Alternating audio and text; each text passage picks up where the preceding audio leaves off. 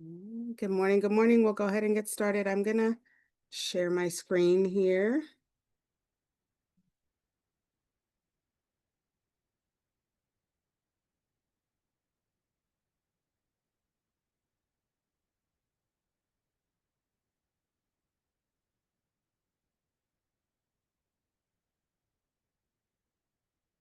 I was telling Jessica just before we started that my computer was doing interesting things. So let's see here. All right.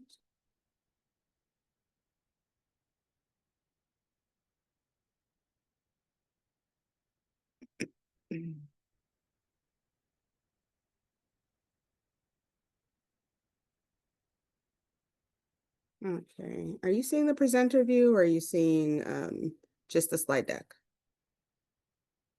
Somebody let me know. I think it's presenter. We see the presenter view. Okay.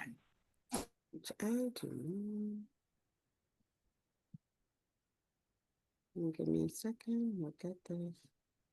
All right. How about now? Still presenter. Oh, now we see it. Now we see it. Okay. Okay. Win. First win of the day. All right. So again, welcome to our July meeting of our Home Visiting Advisory Committee.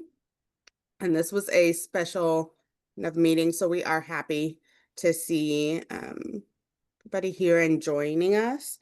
I just wanted to take a moment to just acknowledge Marilyn and Gretchen, our chair and co-chair. We got together and did majority of the planning for this meeting together, and it was nice to spend some time together in that way, and then to kind of really start thinking jointly. So I just wanted to give them both a chance to welcome everybody. So Gretchen, would you like to start, and then Marilyn? Sure. Yeah, just welcome to everybody. Glad to see so many people here today. I know that was one of the things we talked about is, just checking in, like, where are we with membership, and, do we have everybody that we want to have here, and looking, we're looking forward to seeing some faces that we hadn't gotten to see recently. So it's great to see everybody and spend this time together. Pass it over to Marilyn. Thanks. Yeah. Hi, everyone. I'm Marilyn, and I would just reiterate that it really makes me happy to see all these faces. And it was really, it was a really fruitful time to spend quite a few hours we spent together with Nellie, and it was exciting to like vision and dream together. And we're really excited today to share some of the things that we planned and talked about. So welcome.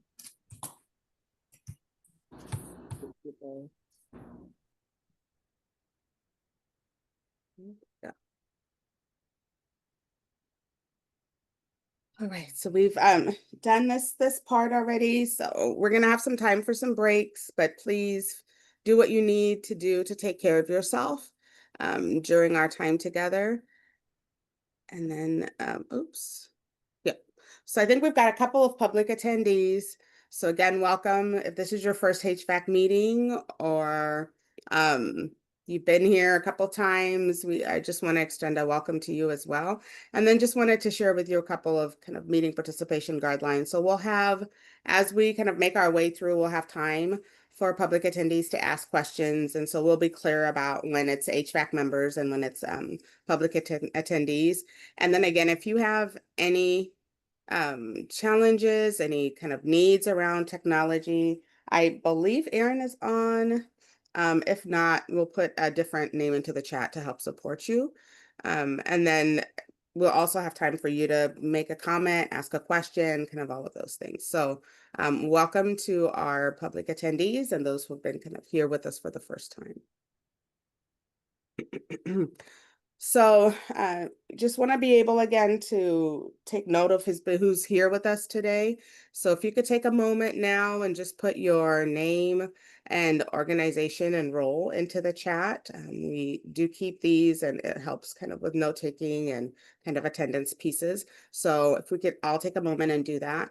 And while you are doing that, if you could also change your Zoom name to kind of reflect if you are a guest, an HVAC member, or a TRIO or DCYF staff member.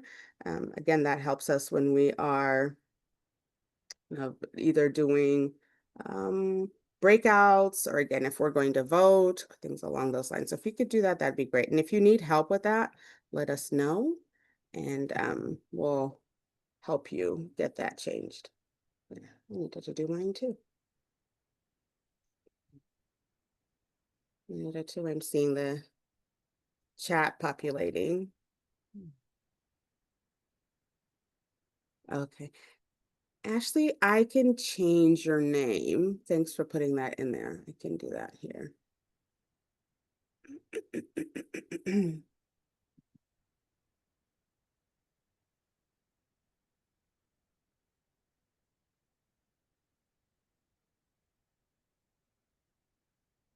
Oh, it looks like you got it.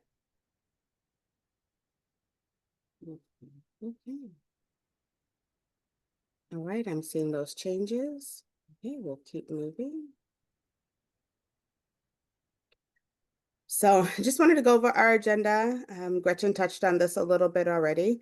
So we are going to spend the first kind of bit of our time doing some connections.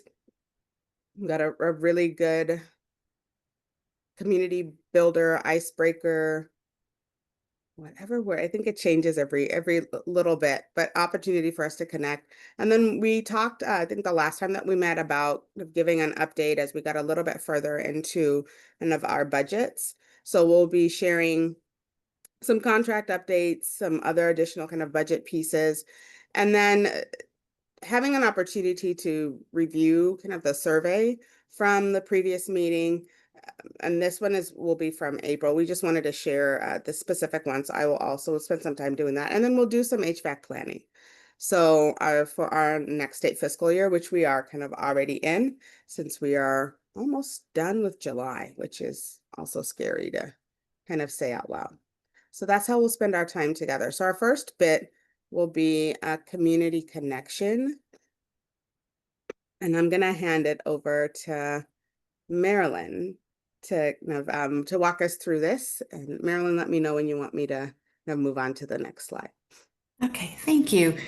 Excuse me.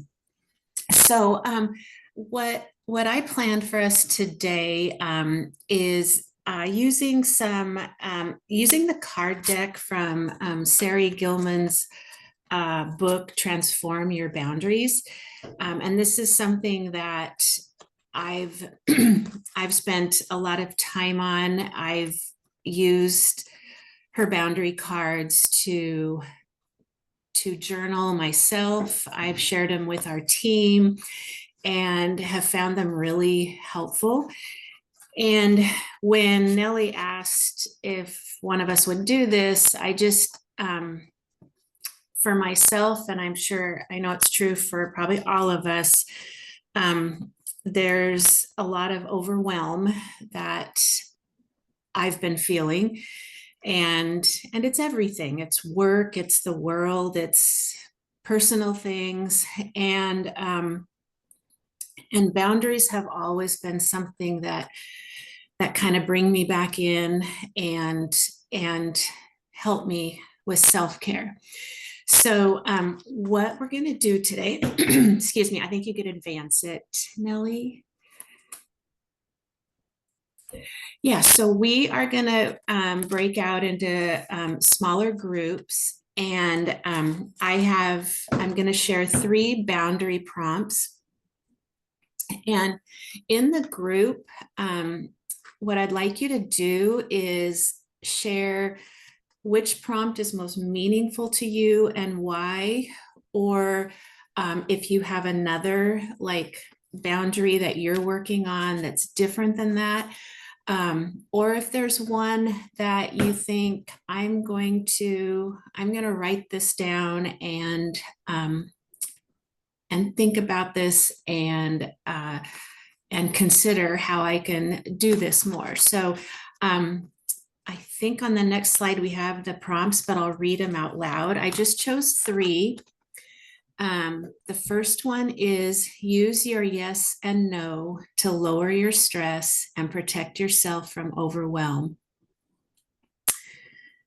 Every day you get chances to say yes or no. Pay attention and practice, practice, practice. Your boundaries get stronger by using them. Boundaries are a part of every culture. You may agree or disagree with your cultural boundaries. So Nellie, if someone could put us into our group. So again, I think we'll have these in the chat. And just to think about together, does one of these stand out or more meaningful to you? Or is there one that you'd like to work on? So.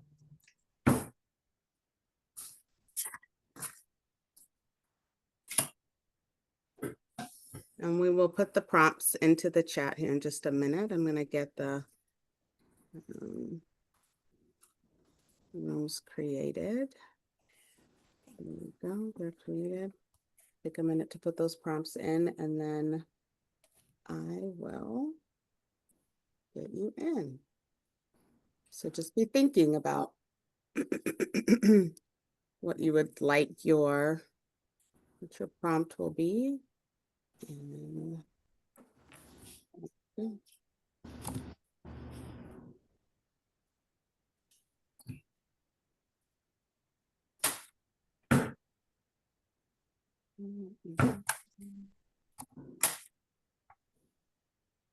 all right, there they go into the chat. And I'm going to open the rooms now.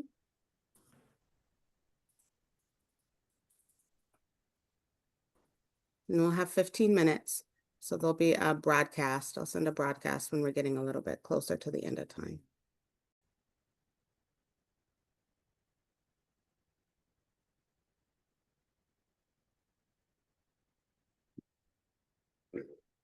All right, so welcome back, everybody. So we were going to take a little bit of time before we move on to our next item. If anyone would like to share something from their group or that for themselves from the boundary prompts. And it's okay if you need to keep it private too.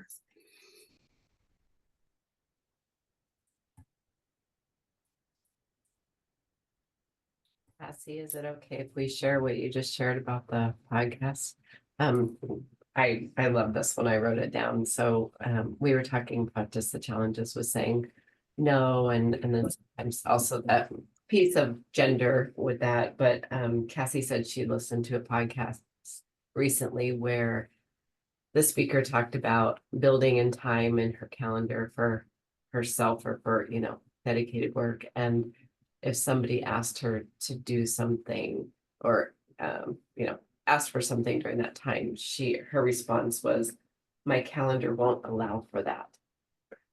And Cassie was just saying, it seems a little softer than just saying no. And it's like, oh, I like that one. I had to write that one down. I like that one too.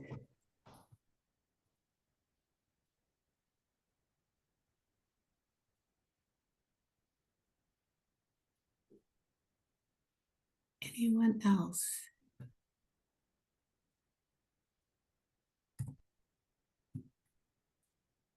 I don't know who might have adult children returning back home to live with them. And one of the things we talked about was the word I keep using for myself that I'm like, I'm gonna just keep saying it and we'll see what sticks. Radical acceptance. With just the figuring out boundaries in that situation is tough and ever moving. It's like haven't figured it out probably won't till they leave. So, the other thing too that was, oh God, wait, just flew out of my brain. We were just talking about, oh, I said that, because I work at home, sometimes it's hard to get off, just to stop working. And I have a coworker that it just reminds me of being in high school. You know, my dad used to say, "Why are you talking to that person? You just saw him all day." I'm like, "We have things to talk about." And we just get on Teams. We are not talking. Like I can see her out of the corner of my eye. She can see me. And we're working. We're just like working in the same room, sort of. And then like when it gets time to quit, she'll be like, "Are you off? I'm getting off. You need to get off. I'm getting off. Okay, I'm getting off." We're like pushing each other to get off. It doesn't happen every day, but I just think like some of my coworkers would hate that. Would hate that. I really like, I find it quite comforting when we're just like hanging out, doing stuff, not talking, very comfortable silence, but I'm not alone. So I think that's interesting. I love that. I needed to do that while I was home for all those weeks alone because of my broken ankle. Like I was so lonely. And I mean, during COVID, I wasn't as lonely because everybody was at home, I think. And that is a really good idea. I like that. Anyone else before we move on to our next thing?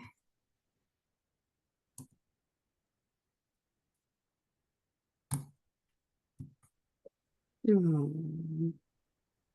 I just really want to thank everybody for participating in this. And I hope you found it meaningful. And yeah, I always do. So thank you. Nellie, I'll turn it back over to you. Thank you so much for that, Marilyn.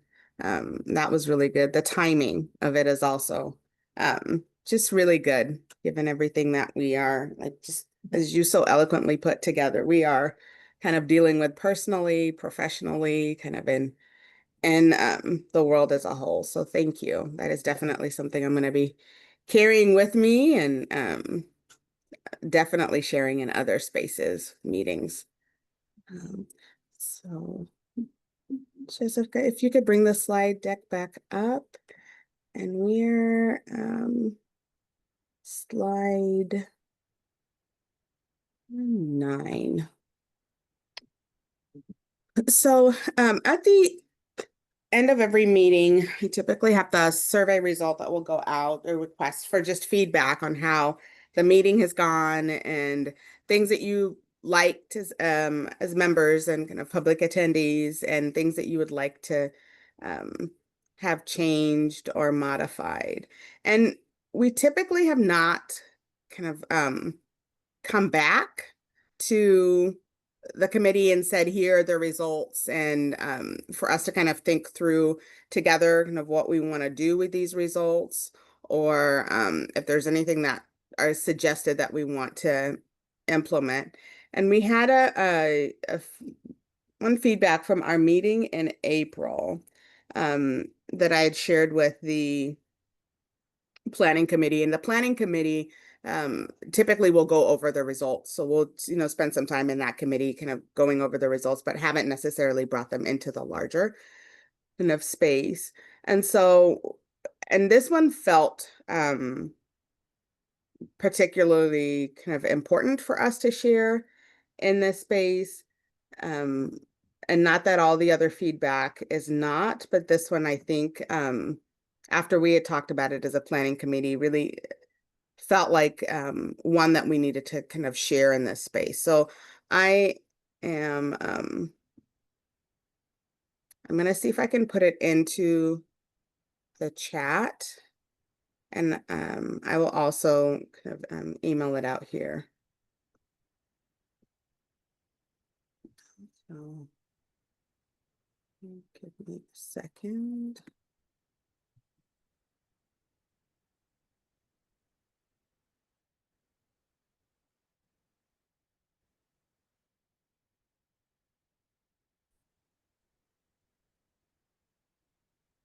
I feel like today is going to be one of those days where everything moves a little bit slower. So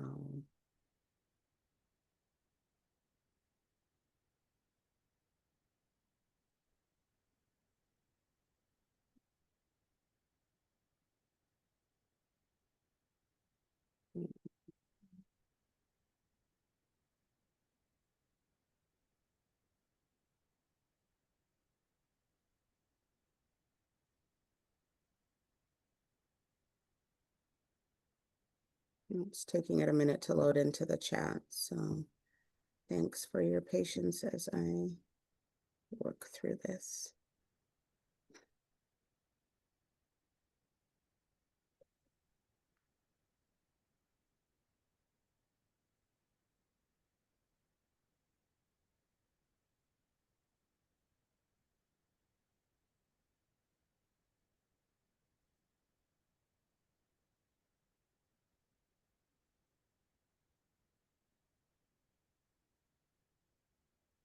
And I'm also going to email it out just in case, because some people can take it out of the chat, some can't. So it should also pop up in your email here in just a little. It's paused, loaded up on the chat. And I will just attach it to the same email that we sent out the materials with.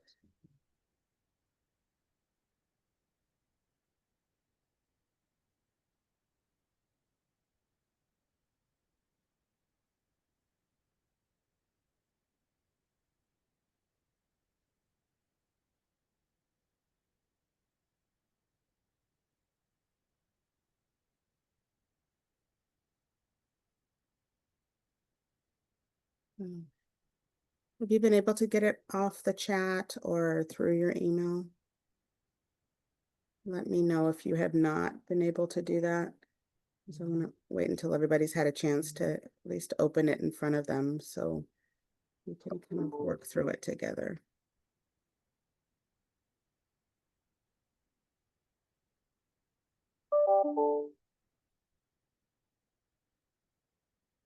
Okay, I'm not seeing anything in the chat that is leading towards people not being able to have access to it. So I will also just give you a minute to read through it. I just also want to point out that the meeting in April was a meeting that we had public attendees at, which I think we've moved more towards. It hasn't kind of historically been the way things are.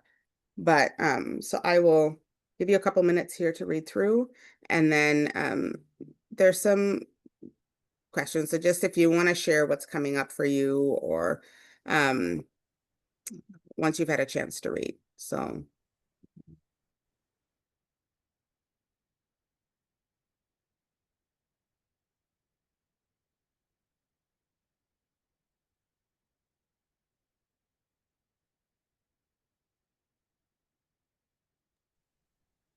I just want to be clear that I'm seeing everything I'm supposed to be. There's only two that were listed. Is that correct? yes, on that, yes, there's two of them.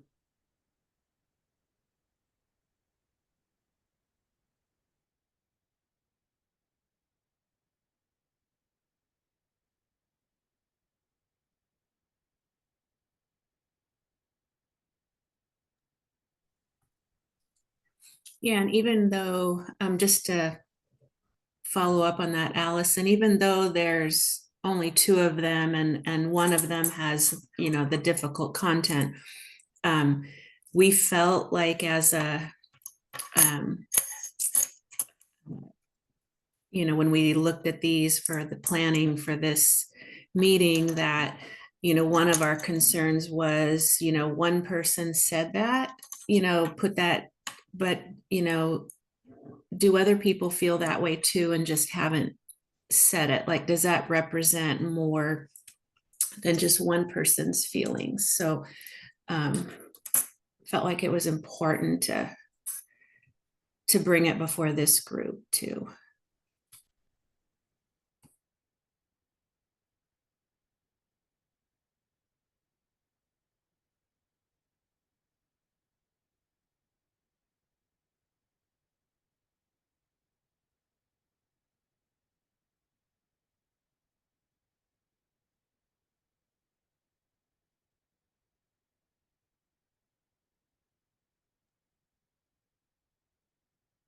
Is there anything coming up for you, or anything you want to share, or anything from your perspective that we should address or needs to be addressed? I just wanted to give space for there to be a conversation about this. And then also just kind of thinking through moving forward, do we want to spend, do we want to add this to the agenda to review on when we have our meetings, be able to review the feedback from the previous meeting. So just two things for us to sit with for a little bit.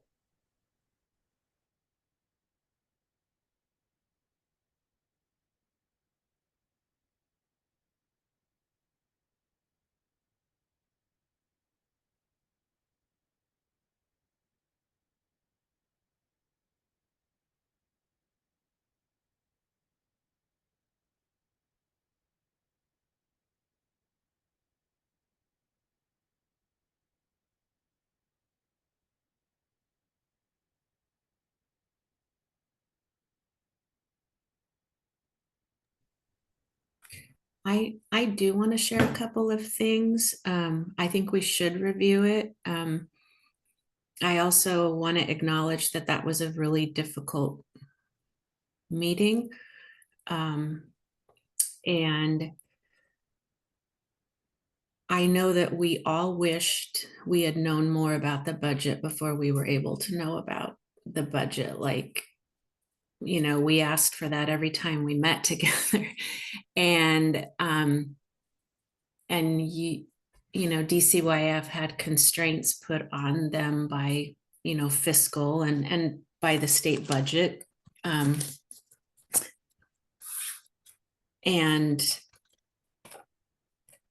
you know, for me, I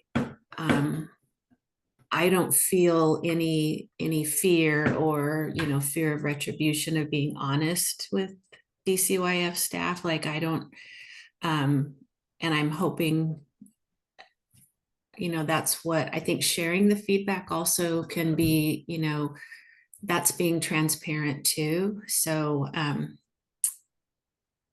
yeah, so I think I agree that I wish there were things we could have known before we were able to know them, but it just wasn't possible.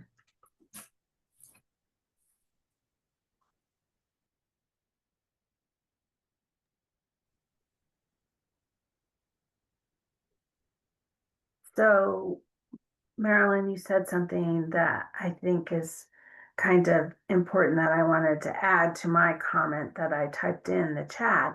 Um, I I'm not concerned of retribution either, and I think allowing the conversations to happen is what prevents people from getting angry and more resentful. And so if we ignore people's feedback in the moment, um, that just fosters a separation of not working together. So I think it's important that people do feel that they can share their concerns or frustrations, and sounds really kind of therapist-y, but you know, that they feel heard by that and that it's addressed, even if it's brought up that, you know, at the last meeting, we really heard that this was frustrating for some people, because if one person put it, you know, it's more than one that actually felt that way.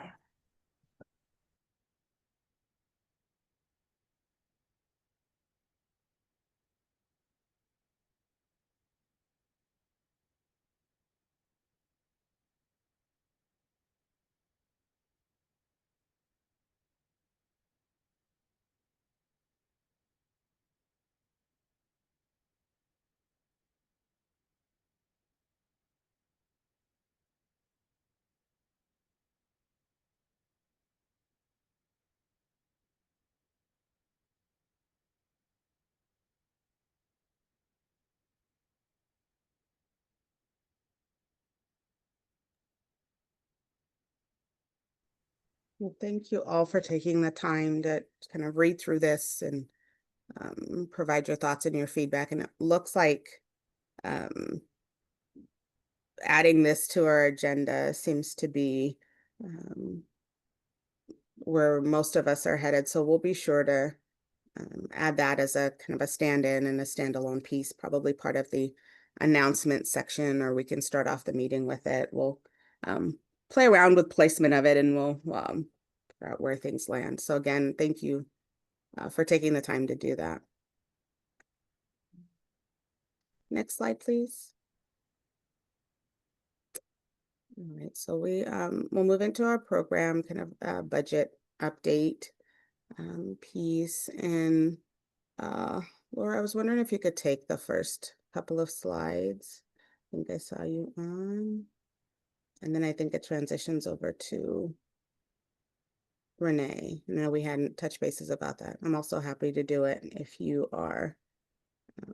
I see you've come on, so I think you're ready to go. All right, thanks. Good morning, everyone. Yeah, no problem. Hi, everyone. I just got home from camp drop off, so thanks for. Was on my phone for a bit, now on my computer. Good morning, everyone. This is information that many of you have seen already. Apologies if it's a repeat, or maybe you'll hear something new, or maybe it is new for you. We are now in state fiscal year 26. We just closed out state fiscal year 25.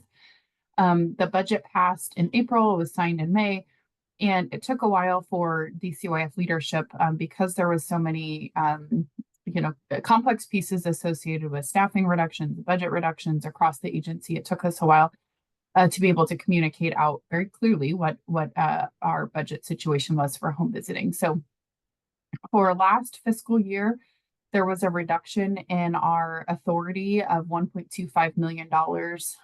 It was to basically facilitate a reduction of underspend, given that the expansion went out a little bit later.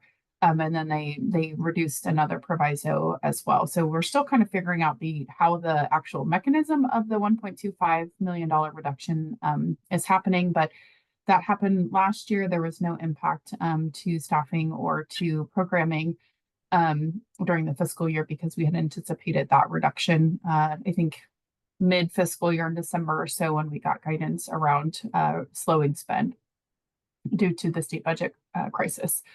In state fiscal year 26, which we are now in, our first fiscal month of this biennium, there is a $1.5 million reduction in our general fund state dollars. The dedicated cannabis account fund, which is money that's transferred to us from another agency that manages that fund, there was a reduction of 10%. It was about $235,000 or so that was reduced from there. TANF, at this point, there is no change in the available TANF funding. That may or may not change as the federal picture changes. This is state dollars that are our TANF funds, but it is used as a match for some of the federal dollars. So at this point, there is no change in that. And then for McPhee, our maternal infant early childhood home visiting program grant, it's a 10% or sorry, a 6% increase from our last fiscal year.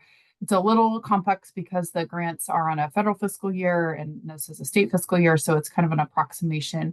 And with those funds, they were largely used to increase our LAA contracts that are McPhee funded to bring them a little closer to the 75th percentile of the rate. And then the same picture so far for state fiscal year 27. Of course, there will be a short session in January that may change the change the budget for next year in the supplemental session. But so far, the 26 and 27 budgets match as far as we know. I'm happy to take questions too, or people commentary, whatever you want to do. You can go ahead into the next slide, and I'll just watch. If people want to use the raise hand feature if they can, that would be great. Is this the one where I'm passing to Renee and Ellie, or do you want me to keep going? We're not seeing any slides, so just a heads up. I see it. Do I? Okay. No, I see the slides, Renee. I see the slides. Do you maybe Renee, do you want to pop out and come back in Zoom and see if that's what's going on? Yeah, why don't you do that? There we go. I'll just keep going until Renee gets back, and maybe she'll see slides when she gets back, hopefully. So what it means for this coming year is our principles have basically been to minimize service disruption to families as the primary focus. And then with that, also supporting in trying to stabilize LIA operations, because we know if LIAs aren't stable and don't have a stable base, it's much harder to serve families. And then also implementing the standardized caseloads that were identified through the rate development process, and then adjust LIA contracts based on the development of, the availability of funds, and also informed by performance, but not, solely based on performance, but informed by that as well. And I don't see Renee back yet. So, or maybe Renee, are you back? Yeah. You're back. We don't hear you. Try one more time. You want to talk again? Can you hear me now? No? Yes, we can. And can you see Okay. slides? I can see slides. Fantastic. Yay. And I'm gonna mess around with them because I don't like the order of the slides. And so so hopefully is it you, Nellie, or is it Emily? I'm gonna, when we walk through it, I'm gonna ask you to kind of change it up a little bit. But first, I did just talk through this one, Renee. So I don't know if we want to go on to the next slide, and you can see what's next. Yeah, go ahead. Pass it to you. Okay, this is a good one. So kind of a bigger budget picture for what's happening with LIAs. And if you have been in office hours, these are all repeat slides. So, oops. As in, I don't know how many of you know this, but we did have 3 programs over the course of the spring decide to opt out of renewing contracts. That's actually a new thing. We've had it happen occasionally. Typically, it's related to performance and budgeting. And in this regard, it was more related, I think, to budgeting and concerns about long-term budget shortfalls, and also where organizations were kind of going programmatically. And so you don't want to carry a program that maybe you're carrying a deficit for if it's not really in your agency core mission. So we had 3 programs opt out. That left us with some dollars within our tight budget framework. Because the budget framework was so tight, and because we were very aware that a lot of our programs are living in budgets that are not sufficient, we did not opt to basically procure for these slots and these dollars, but basically took those dollars and worked with them within our current budget framework to all go to LIAs. The 3 programs, one was Bridget Collins, funded wholly by GFS dollars, and 2 were out of the CHS Akin organization, one in Walla Walla, which was all McVie funding, and the other one was in Spokane, McVie and TANF funding.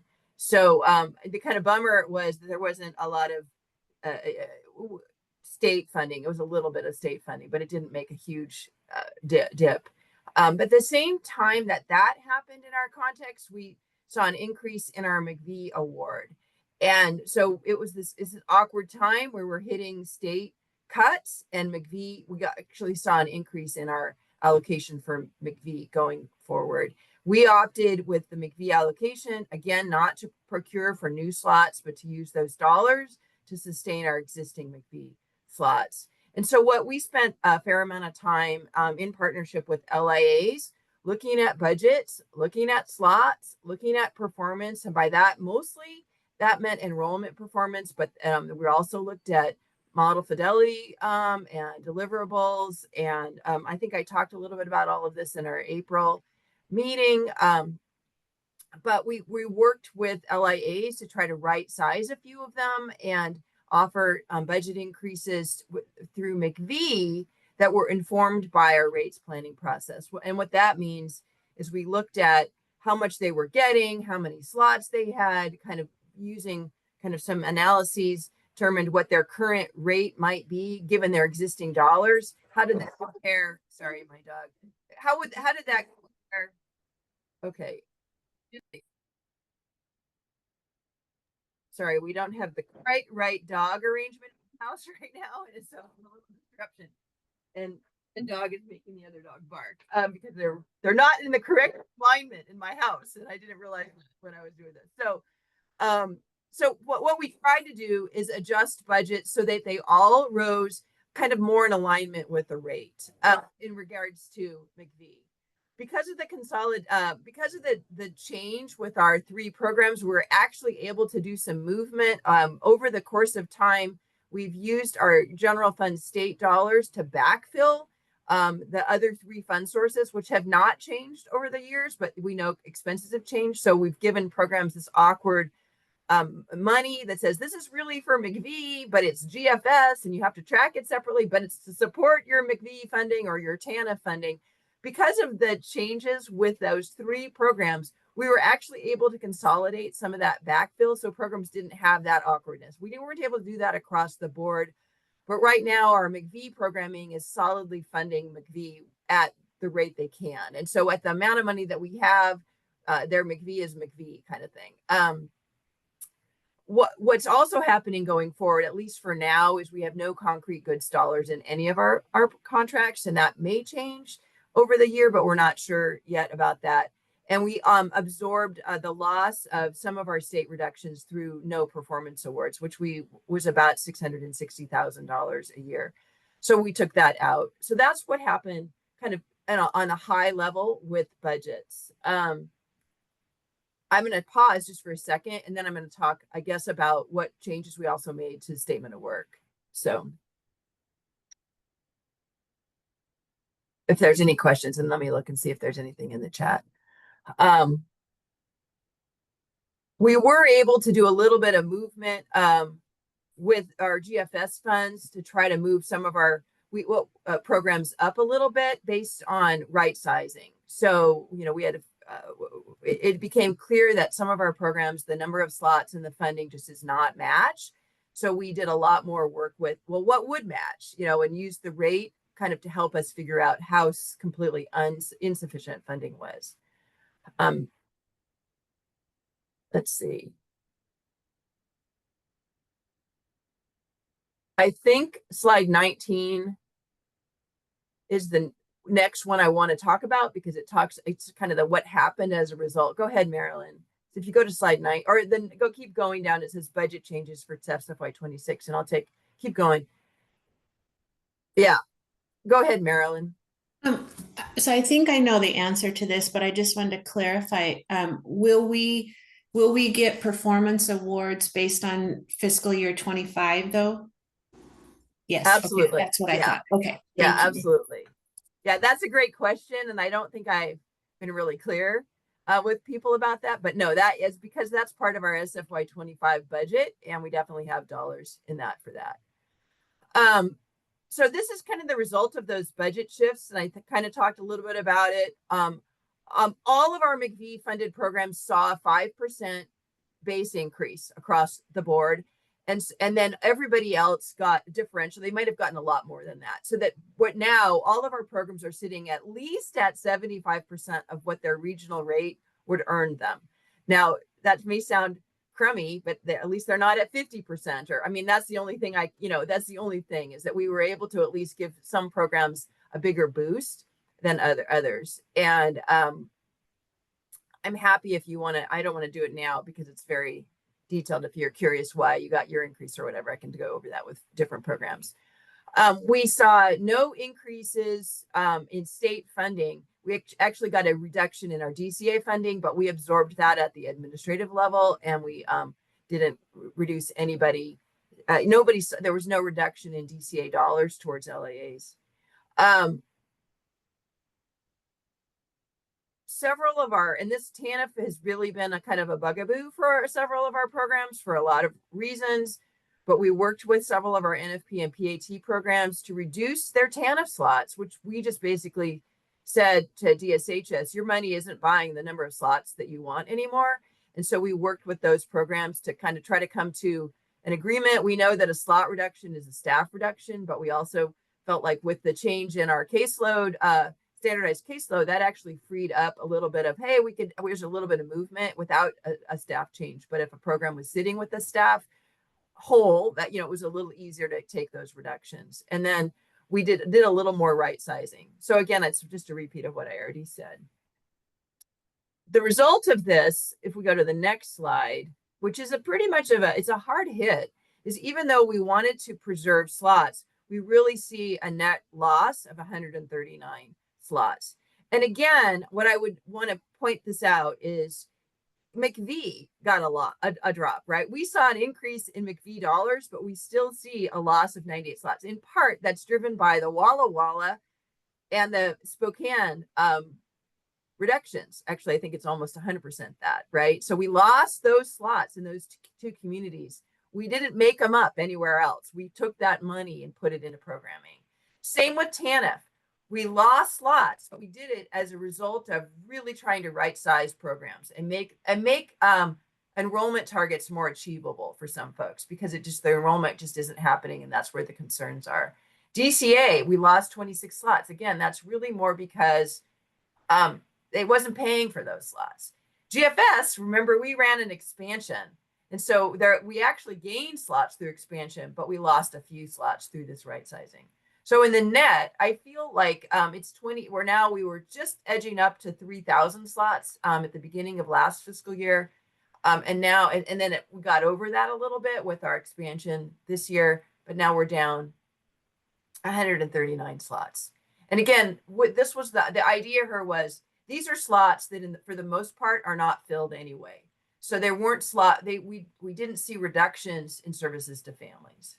So if that makes sense. So again, I'll take questions before I go to, unless you don't, I mean, I could talk about the statement of work and the changes, but it's pretty, the program folks should already have heard that.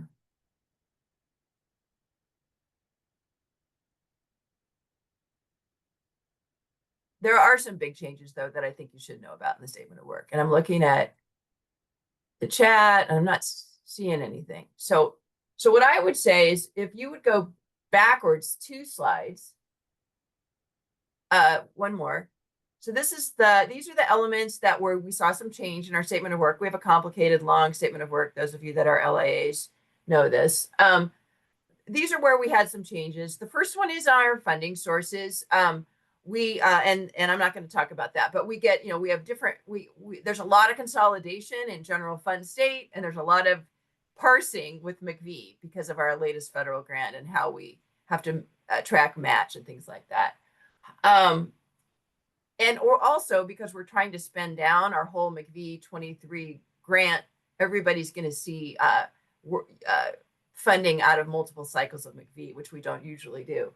We can go back one more slide, and definitions in our statement of work. Last year, we have continued to encounter is a term that we brought up during the pandemic. It's a two-way interaction that supports engagement between home visiting programs and families being served. And we started to track encounters because we wanted to essentially give credit to programs during the pandemic when they might be working with a family and the work didn't count as a visit. And so we've continued to hold that in our documentation. It's part of our rates definition.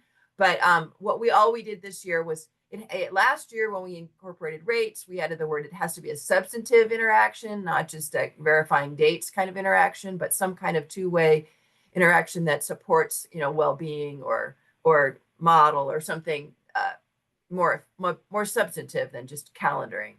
But it has to be with an enrolled family. So in order to count, the family actually has to be enrolled in the service, as well as so how we're counting encountered families, and then how we're counting visited families is the family has to be enrolled in the program in order for that counting to start. So that's the big thing with definitions. We can go to the.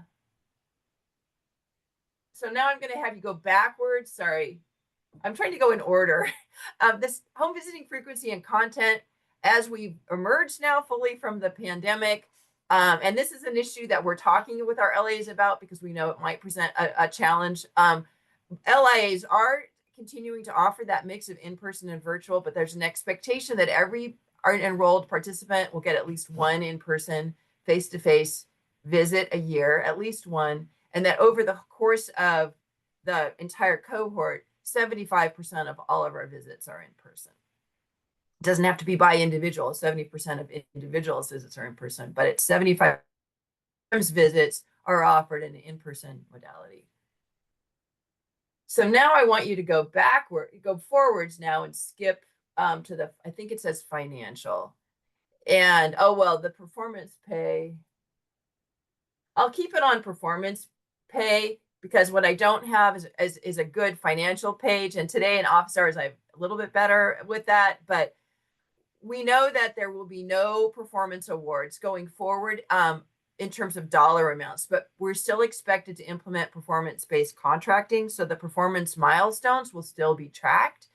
And but there's no kind of incentive or budget award that, you know, was really a nice piece of dollars that programs could use pretty much on anything they wanted to support their program. What we are doing is more formalizing our parent-child interaction outcome to be more. We're less tracking now participation in training and incentivizing training, just tracking actual use of a tool and the scoring of the tool. But we're removing one of the tools, and Christy, we talked about this, but mainly because we couldn't offer training to support that tool. I'm going to keep it on this page, but say that I don't think I have another, that some significant changes around fiscal have occurred in regards to the department's policies around how we can issue contracts. And the biggest one was we're not allowed to use DCYF contract dollars to support meals or food for client engagement. And it's still allowed in a per diem capacity when people are traveling out of state, but there's no longer meals allowed to be paid for meetings. Or like, so if we were to have a meeting, we couldn't offer you food, of in-person meeting. And then, for our parents, our parent connection meetings with parents as teachers or with early Head Start, there's several programs that have parent engagement group activities, and we're no longer allowed to pay for meals. And so that's been a very significant change in the contract. The other thing is how we're tracking indirect, and when the federal government has now moved to, or has created the opportunity to move to a 15% indirect rate, but how we're able to do that isn't happening this year. So I'm going to talk about that in office hours for LAAs more specifically, but those are the three biggest fiscal changes are no performance awards and the meals and the indirect rate. And I think that is that. I think those were my slides. So, and I'm sorry for skipping all around. I was trying to make it more logical. Maybe it was only logical for me. So thank you.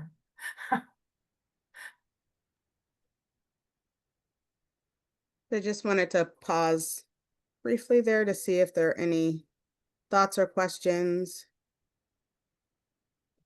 before we move on to the next part. And we'll take a break shortly after we're done with this section. Okay.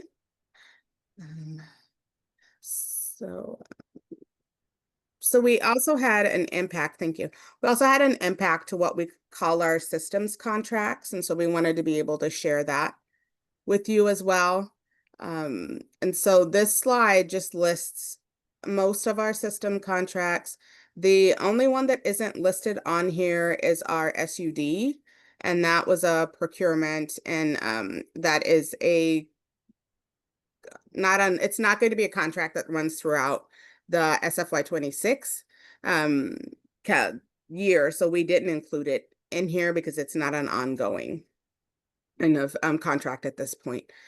So we did see some significant decreases for some of our systems contracts, and we did see some places where there were slight increases. So the increases that you see on this particular slide are related to databases, and so they're either system improvements that we're working on or access to that particular database. They increase their user fees, and so those were things that we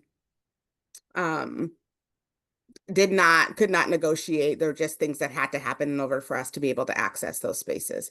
But we did see reductions to our Department of Health. We saw reductions to Within Reach. We saw reductions to our contract with Start Early.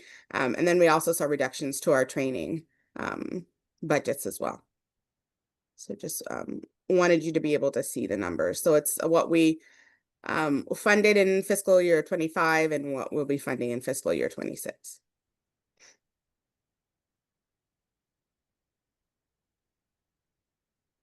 And again, feel free to raise your hand or put comments or questions in the chat. Feel free to unmute as well as we make our way through these. All right, next slide, please.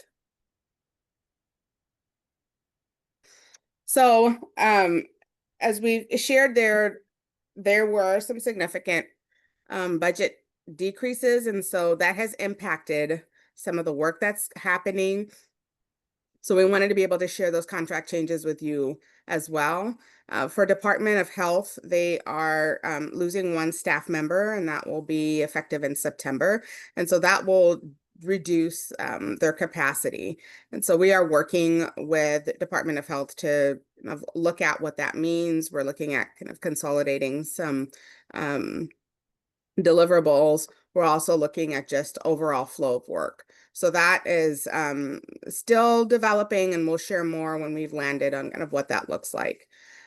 Within Reach, also lost staff. So we had a team that was dedicated to referrals for HVSA. We are now going to be utilizing their call center. And so we're working to identify kind of what that will mean and what that will look like for us. So that was another area where that budget decrease did result in staff changes. And we know that those are very difficult. And so we acknowledge that is a significant impact, not only to the program, but to the individuals who may no longer be employed by those agencies. And just unfortunate result of where we are fiscally. So for we should change that officially to change it. So the National Service Office changed their name to change it, and we had a decrease there, but we've also had underspend. So we are kind of that'll even itself out. So yes, there was a budget decrease, but we've also kind of had some underspent there because they are not at a place yet to make some changes and some enhancements to flow. So we were able to draw money from that particular budget line item. And then again, as we mentioned, there were some databases that saw an increase. So Daisy is one of those that saw an increase so that we can get to some data enhancement pieces. And the slide specifically speaks to one of those. Next slide, please. And Ashley, I want to acknowledge what you've put into the chat. Yes, there was some significant decreases for both within Reach and DOH. So I see Nina is here, so I would be happy to have you speak to this, Nina, or I'm happy to do it if whichever one would work, because I know we didn't chat about that. So however you would like to manage this, I am happy to flow with it. I think the slide speaks for itself. I did want to say that that there was a larger, more significant cut for the Center for Early Relational Health, and that was based on underspend, and that I believe was really a way that we were looking at all contracts and considering the cuts and why those came through. And as Nellie said, the SUD training series was a procurement, and it's being we're through our first 2 modules, and it's a 9-month contract that was originally scheduled to go through September. We anticipate extending the period of the contract because we knew that was a very short window, but will not be increasing the funding of it. So it's like a no-cost extension is essentially what we're going to be doing, and anticipate that going through likely October. So I think that's it.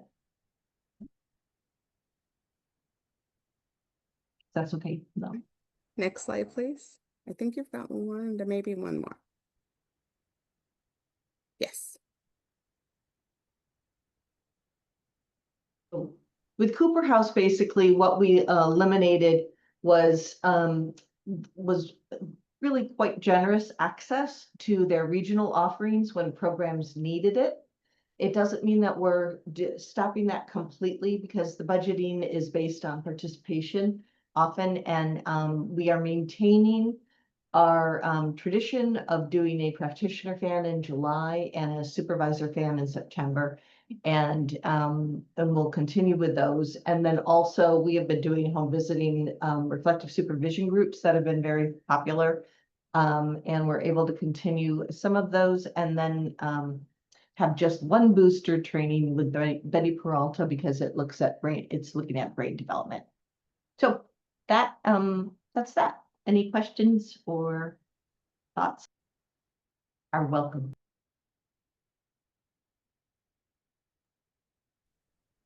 Thanks for that, Nina. And I should have made this kind of offer at the beginning, but I didn't, because we do have our two kind of larger system contract partners here with us. So Department of Health and Start Early.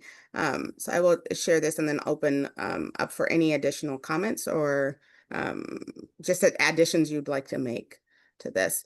So also wanted to share some of the changes to our Start Early contract. We've made some changes just to continue, and I think we've done this over the last several years, to continue to kind of make some updated changes to language for clarity, for consistency. We've continually been working on kind of deliverables and fine-tuning those and getting them to a place where we think it supports what we're hoping it will support. So as part of the reductions, we are no longer going to kind of support financially the core competencies, and know that that was a lot of work and effort that was put into those. But that work is not going away. We're just at this point, we had to kind of trim and think of places where we could do that. And Start Early was committed to not having impacts happen to technical assistance directly to LIA. So we had to kind of think about places where we could do some reductions, and supported and honored that commitment. So we wanted to look for some other areas.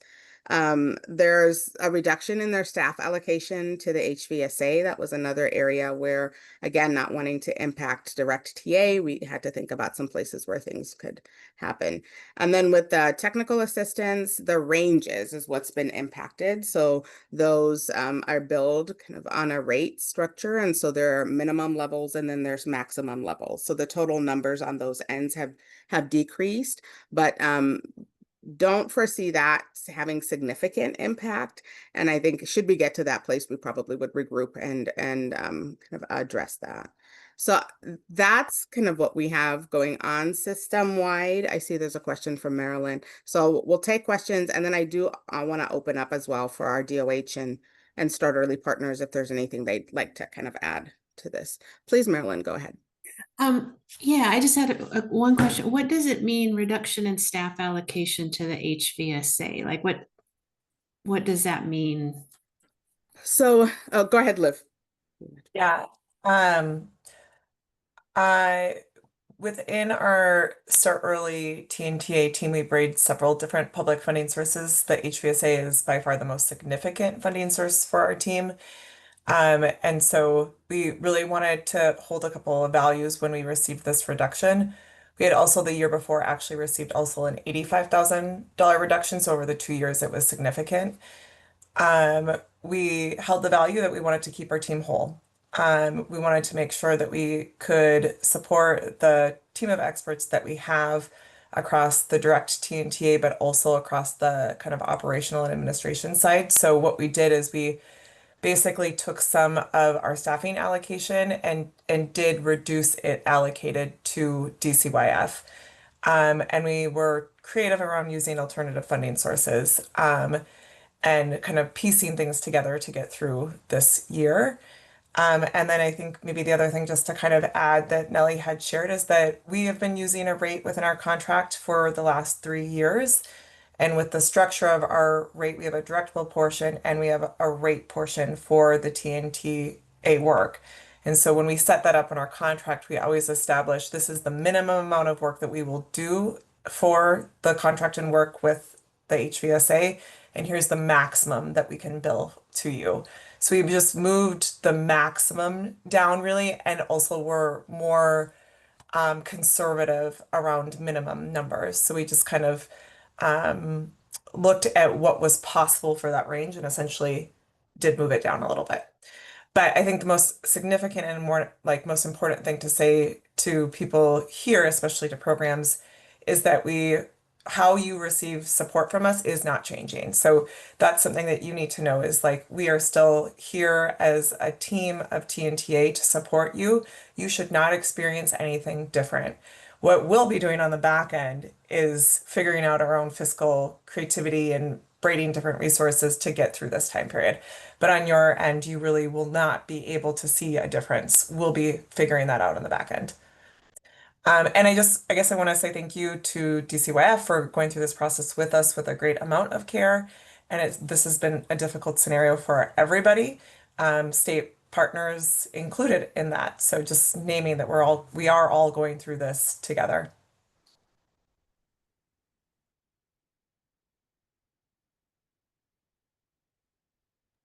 And I'm happy to take any more questions about this. And I know it's kind of like this might be new information about like how our contract is structured, but I do think it's probably interesting for people to know that we too are using a rate.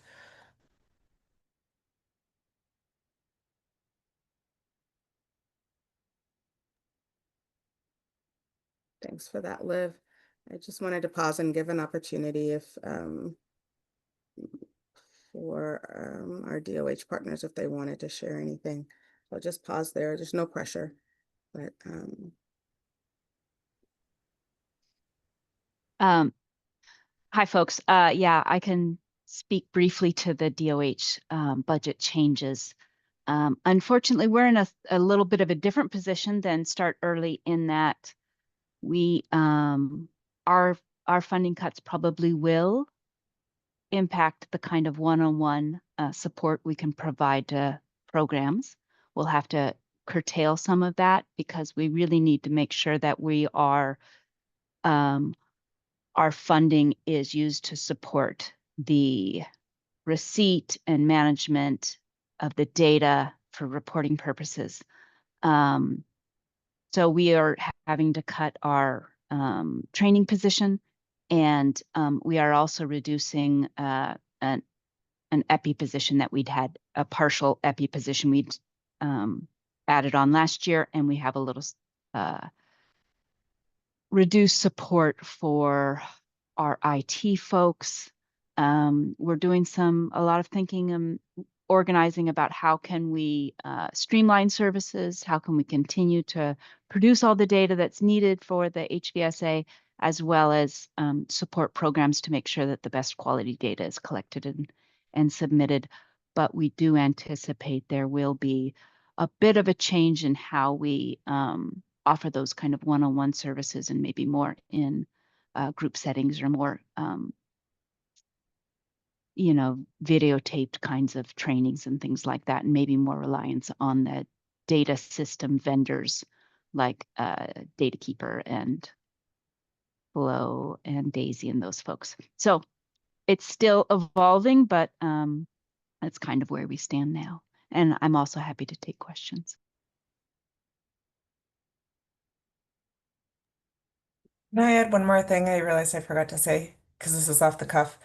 I also wanted to just note that Start Early Washington is fully committed to the use of the core competencies in the work that we do, especially acknowledging all of the engagement and advisement from the field to get to those core competencies. So I just wanted to let you know that within the contract with DCYF and the HVSA, that was not resourced, but we will still be at Start Early Washington fully committed to the use of competencies in practice because we know that really is best practices. So know that that will continue to be something you'll see and be reinforced across this work. It just wasn't resourced in this contract. Nellie, I hope that's fair to say. it is. And thanks for pointing that out, Liv. And thank you, Martha, for sharing the impacts from DOH's perspective as well. I think it helps to give a complete picture. And so I appreciate both of our partners kind of sharing the impacts and continuing to kind of work through what this means as we move from written contracts into kind of the actuality of the work as we move through, July and into the rest of the state fiscal year. And just knowing that there'll be places where we'll need to make some changes, and there'll be places where we'll need to kind of address some things. So if there are significant impacts or significant changes that happen, we'll continue to keep HVAC in the know. And should there be a need for some modifications or some significant changes to the way that things are happening, we will definitely be back to kind of talk through and to get advice from the committee as well. I wanted to just take this opportunity before we take a break here and come back and do our planning, just to share some information that we have received from ASHV. And ASHV is the Association for State and Tribal Home Visiting Initiative. I know I sounded so confident at the beginning, and then my confidence just kind of slowly as I got through the letters. But I will put into the chat what ASHV stands for. I always want to call it something else, but they are an amazing agency that helps kind of support nationally individuals who are receiving McV funding. And so they have been kind of staying really on top of all the things that have been happening nationally and keep us up to date on a weekly basis on where things are. So I know there's probably several of us saw a notice, a statement from HHS, which is Health and Human Services. I think I got it. I need to test my own acronyms here. So Health and Human Services. I think if that's not right, please somebody unmute or put it into the chat so I don't further confuse people. So they made a statement, a press release last week, kind of redefining programs with public benefit and requiring that recipients of those programs document their legal status. And when they did that press release, McV was not named, and so ASHV was concerned that when it moved from a press release to actually being published in the Federal Register, that McV would pop up as kind of falling under that category. So we just received a message yesterday, and I want to just read through it because I think it'll be better than trying to paraphrase it myself. And it's a little bit of good news, so just bear with me as I kind of read through. So as you're aware, Health and Human Services made a press statement last week about redefining a range of programs as public benefit, which will require potential recipients to document legal status. The Federal Register notice was officially released yesterday, and multiple maternal health programs listed are among the examples of programs that have not been previously required to document legal status of participants. McV also has historically not been required to document parents' legal status. While McV was not one of the programs listed on the HHS statement or Federal Register notice, we continue to monitor the situation and its impacts on programs. So again, when the register was done, we were not on that list. So that is one more, like we can breathe a little bit more of a sigh of relief that we weren't specifically called out. So that is good news, and we'll continue to share information as it rolls out. So our partners at ASHV also do kind of a monthly notice of kind of federal changes. So we have one coming up. So we'll continue to keep you connected and continue to share information with you as it rolls out. We also did get a notice out from our secretary. So Secretary did send a notice out specifically calling out childcare, Working Connections Childcare, and ECAP. And in that communication out, which we can share, she did just reinforce the position that the state of Washington and DCYF will continue to support children and families regardless of immigration status. And I know that we had LIAs kind of specifically asking, local implementing agencies, LIA specifically asking about kind of where DCYF stands with this, or so that was and we share that information so people could share that more broadly. So for our LIAs that are on, if families are looking for kind of reassurance, there is that statement that we could provide that helps just kind of share where DCYF is. It's not, the statement is not specific to our programs in the HVSA, but does give an overview. Laura, please go ahead.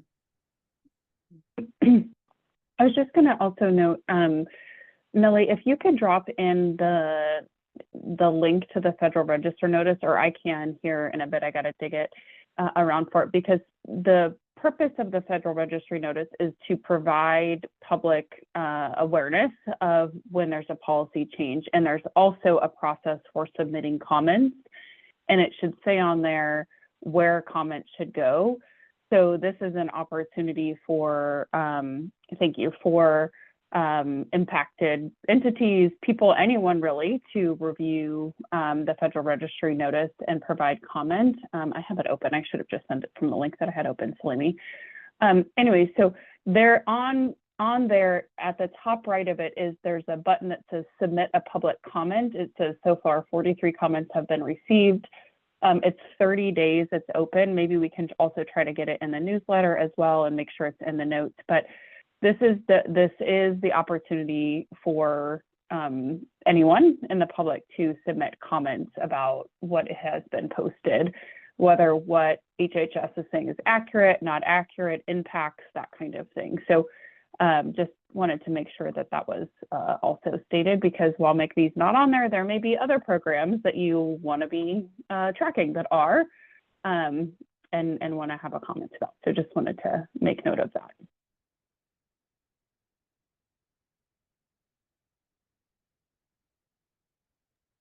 Thank you for that, Laura. And Alicia, I see your question in the chat. And I don't know at this point. I don't think we know. I think where I'm leaning towards is we would want to do the least damage possible. So we would be erring on that side. And so if it became a MCV piece, we may, and I think the other piece that we've gotten from our federal partners is just to respond to what is being asked and no more. So if we were put in a position where that was what we had to do, then we would, and we didn't have any other options, then it would probably be the least amount of impact possible. So that's all I could share from that standpoint. And I think I'm hoping we don't get there, but if we do, then there'll probably be a lot of rallying to figure out kind of what can be done to be responsive, but also protective.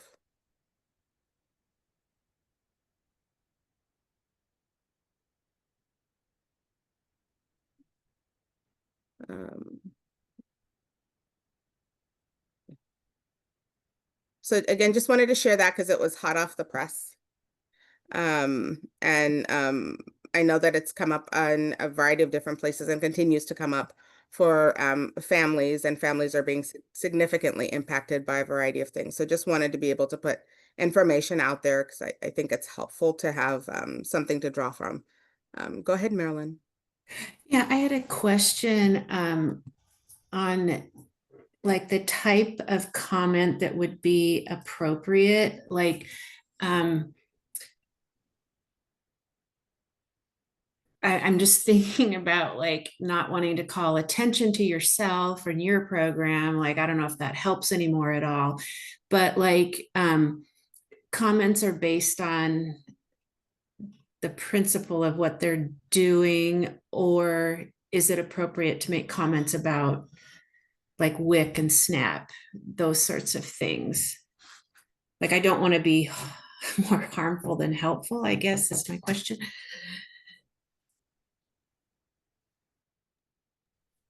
I would say yes. Okay. To all of it. I think the more comments, the better. so that there is, and I don't think that there is a lack of awareness, but I think it's a lack of awareness around the impact. So I think so whatever comments, I would just suggest whatever comments at this point are welcome. So I would, if there, yeah, I would just say that.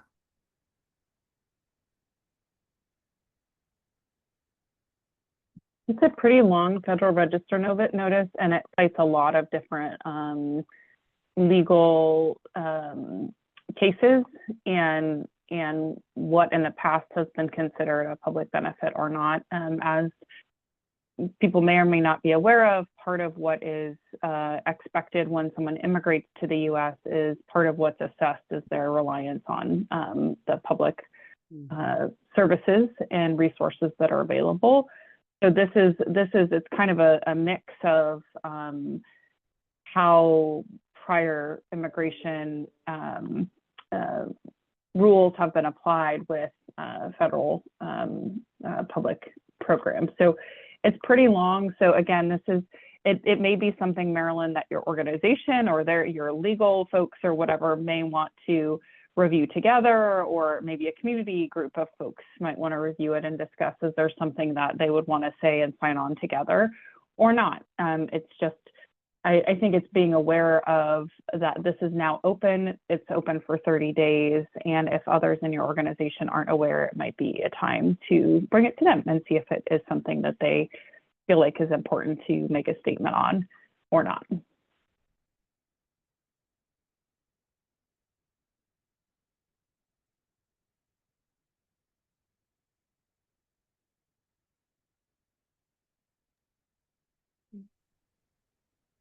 So we are, let's take a break. We've been at this for about an hour and a half, so can get up and stretch and do some of that. So let's come back at 11. So we'll give you a little bit longer of a break here so let's come back together at 11. So I'll see you in a little bit.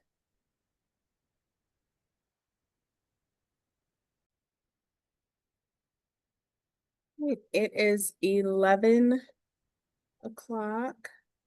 So hopefully you had a chance to stretch, get a snack, take a break, answer some emails. You were able to do all of those things in your 20 minutes. So we're going to move on to the last portion of our time together. And you should have received these next slides that we're going to spend some time going through in your packet of information yesterday. So hopefully you had a chance to review them. The hope there was for you to have a chance to look at them and just to think about some of what we're going to share, and so that we can kind of engage in a conversation and hopefully make some decisions today about how we continue to move forward and what we do in state fiscal year 26.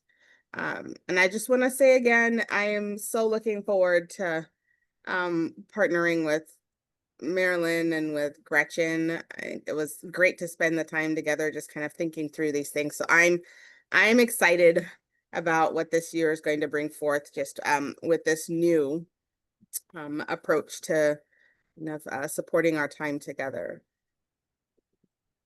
So, next slide, please. And Marilyn and Gretchen, please feel free to jump in, chime in. If there's anything that doesn't come up that we talked about. And again, as we're making our way through, be great for us to be able to engage in conversation. So feel free to use the chat, the raise your hand feature, unmute, and kind of share. So this was our ask as we sent the packet earlier, just for people to review it and then just kind of do some thinking about all of the things that we're sharing so that we can engage in a conversation. We want to hear your thoughts. We want to hear your ideas. We want to hear any concerns. We also want your advice as we're making our way through this next year. Next slide, please. So just want to start off with our meeting schedule, and we had sent this out, I think, before our last meeting, and then talked about it in the meeting itself. So this is our kind of meeting schedule for state fiscal year 26.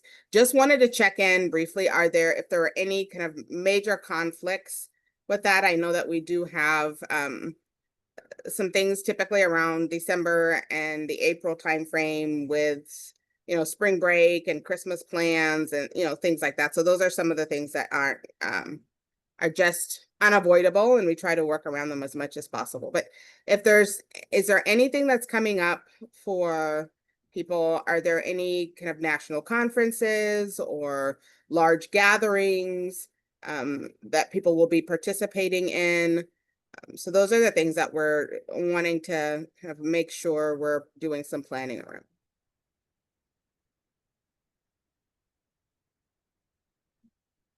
And then once we have this confirmed as kind of the schedule, then we'll send out invites to make sure these are also showing up on your calendar. I don't have an issue with the dates. I just have a request. When we're supposed to read things and you would like us to, could it be attached to the actual invitation? So on my calendar, I can just click on it. I just really live by my calendar, and searching back in emails, I'm always feeling like I'm missing something. It just would make me personally more efficient if that's a possibility. That's a great idea, Allison. And yes, it definitely is a possibility. We could do that.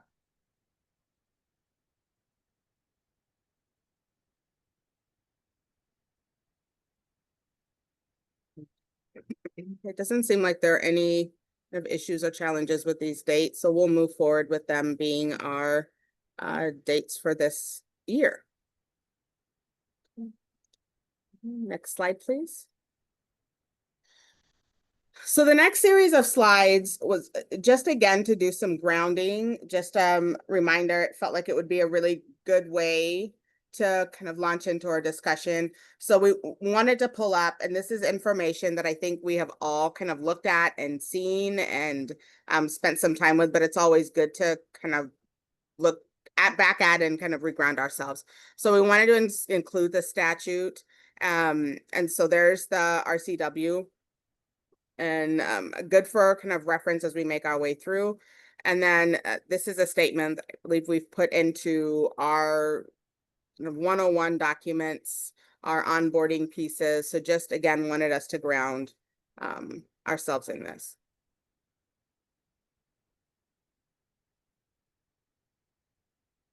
Next slide, please. Again, this is a document that we need to update, but it just gives, again, an overview of our purpose in a different way, just kind of shows where HVAC sits in our HVSA home visiting services account. Organizational structure. So again, just wanting people to have a visual. Okay. Next slide, please. So again, here are our values, and we've spent some time with them. We kind of dived a little bit more into two of them, I think not this year, but the year before.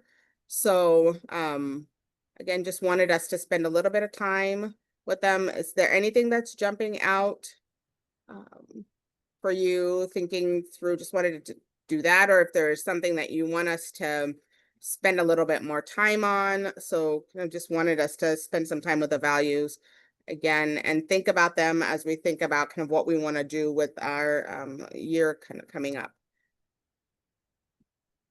So anything about the values that anybody wants to share, or any particular place you think we want to kind of lean towards or focus on for this year? So I'll just pause here briefly.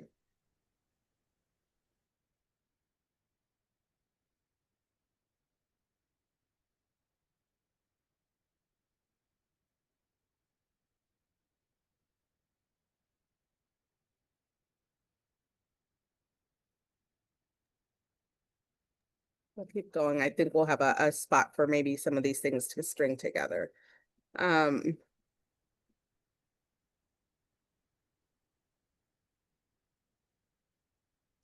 think this is again our goals, and I think a little bit more a connection to what we do on a regular, kind of on a day-to-day basis, and I think a little more connects to our HVAC recommendations.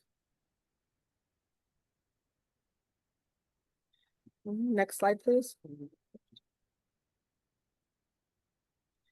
So again, wanted us to one more time just kind of ground. A lot of these slides at the beginning are really for grounding. So as we think about our role, which then really helps next what we're learning more about. So I just wanted to spend some time again with the role of the advisory committee. And I think part as we think about kind of membership and of are there things that we need to do differently to support different roles within the advisory committee. So how people are showing up and what they're bringing into the space.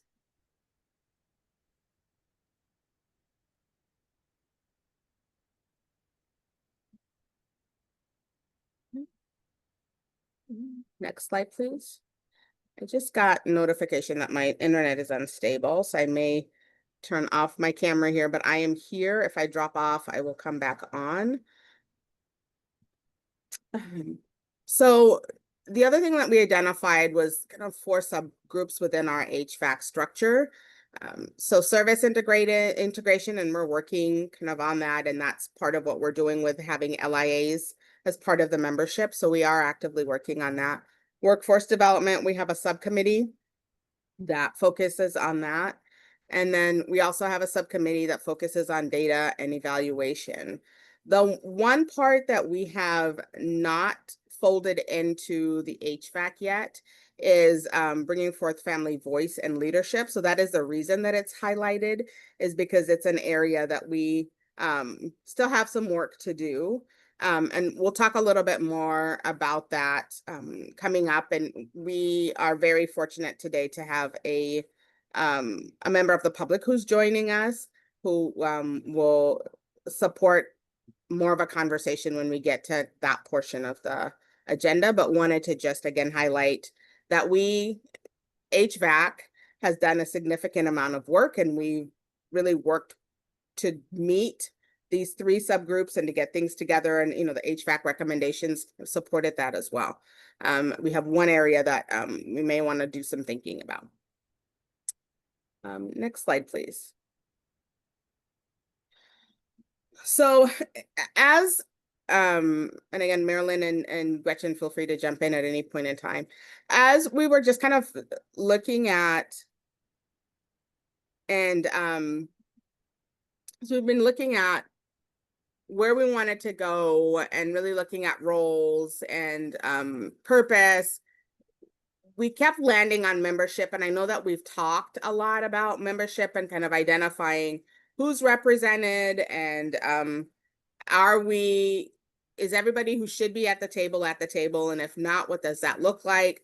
I think we've also had some things that have happened over this last year. We've had members who have transitioned out of their positions, and we have had members who've retired. And so we've had some moves and shifts in membership, and don't particularly have a process for kind of refilling or what we want to do in that structure. So membership became kind of a really key part as we engaged in the conversation of a really central part to kind of figure out to help support the larger pieces we want to do around roles and around kind of what HVAC would like to do, or around kind of connection and communication.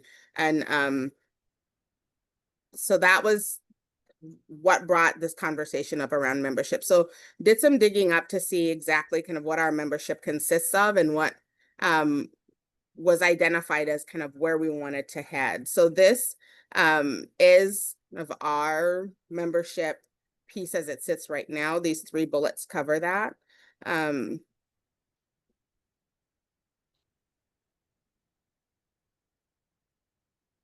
I don't know if there are any thoughts or questions around this particular slide.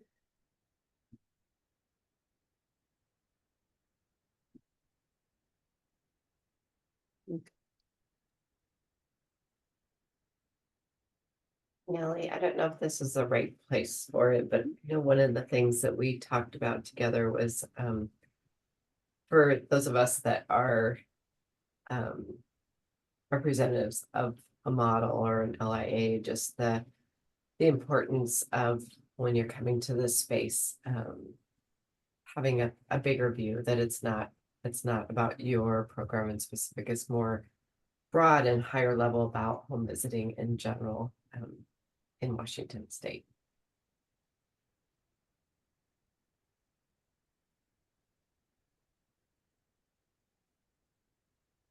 Thank you, Gretchen, for that and pointing that out. That is something that we did spend some time talking about, and I think it's a critical part of HVAC. I was also kind of reading in the chat, and Liv, I like what you put there. That's definitely something we want to look at and think about. And then Lee, your question around, and I don't know that we had flushed out what exactly kind of family voice, that's part of what we want to spend some time doing today. Like, what does that look like? How do we support it? How do we roll it in? Where does it so I think there's opportunity for us to talk through and to explore. I'm really intrigued by what you have put there in the chat as definite. So I think we can talk about that. We haven't made any decisions or kind of narrowed or done any of that stuff around what that looks like. I think that's really up to the committee to kind of identify and for us to kind of think through and talk through. And then also really thinking about one of the things that did come out, and I'll just share this, and I don't think this is going to be news to anybody in the meeting or on the call, is we really wanted to make sure that we set up a really good support system so that we can support participation. So really thinking about kind of what does that structure mean? Is it kind of opportunities for there to be kind of a meeting ahead and some clear expectations about kind of what is needed, what is desired, what is wanted, and then some check-in at the end. So really thinking about, are there other things that we need to do to support participation? We are kind of mainly meeting right now in a virtual space, but so the needs may be different. So really thinking about what does that compensation look like and how is it kind of going to come about? So those are some of the things that we've talked about. But yes, Lee, we definitely want to, let's add this to our conversation around, and we talked more broadly around parent, caregiver, guardian, and lived experience. And sometimes those are the same, and sometimes they're not the same. It may be one individual that represents all of that, or different individuals that represent that. So, yes. Next slide, please. So then we wanted to talk through, so this is what we've identified as being kind of our membership profile and a range of kind of where we are with members. So wanted to, again, refresh people's memory on, this is kind of how we talked about, and this is how HVAC has historically kind of structured its membership profile. And I tend to be more visual, so this was easier for me to track than kind of looking at each of the different categories in the number. So roughly 18 to 26 members is what we're looking at that meet these categories. And I want to identify that we have not called out, again, in this membership profile, caregivers, parents, kind of that perspective, lived experience experts. So we may need to do some modification to include that as well. All right. Next slide, please. So this is our current kind of membership profile that we have, and we'll go through kind of section by section to see. So we have 32 kind of members now, but that is not reflective of the trio, so we don't count them in the membership, but that's also not reflective of what we are terming active and not active. And we, again, haven't decided on what that means. So the way that we interpret it for this conversation is individuals who've attended at least a meeting in state fiscal year 25. And then we have individuals who, for whatever reason, may not have, or individuals who have either transitioned from their positions or requested to no longer participate in HVAC. But this is what our current membership looks like. Next slide, please. So here's where we are with allied professionals. So this and the slide, again, the names may be a little bit small to see, but it's also in the slide deck that you received, so you can feel free to pull that up with you. So here are all the individuals that we've categorized in that under the allied professionals. So individuals in yellow are people who have not attended at least one meeting this the last state fiscal year 25.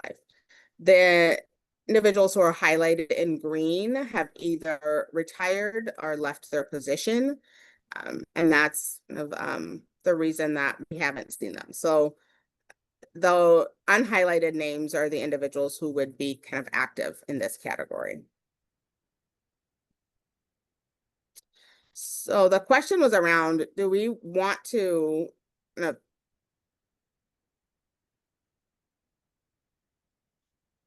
do we want to reach out to these individuals highlighted in yellow?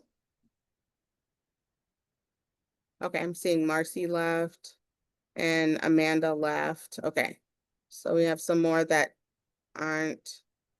Okay, Martha replaced Teresa. So thank you. Ellen and Nita, yes, both retired. So we'll make those changes. So thank you for putting those continually into the chat. I also want to acknowledge that we put somebody in a different category. So Jake should really be here with allied professionals. For some odd reason on our spreadsheet that we have for HVAC,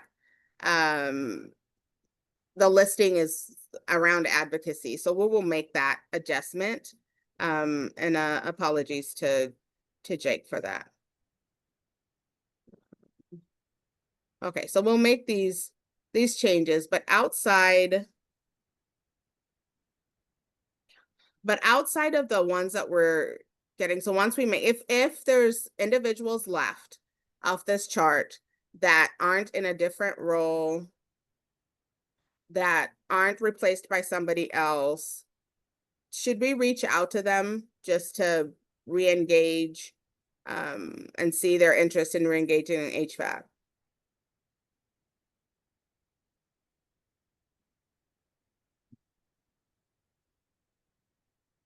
Any thoughts about that?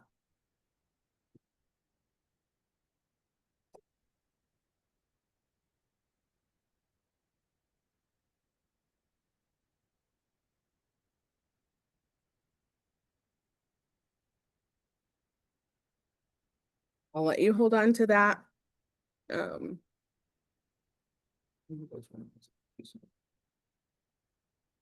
Good point, Alicia. Good point.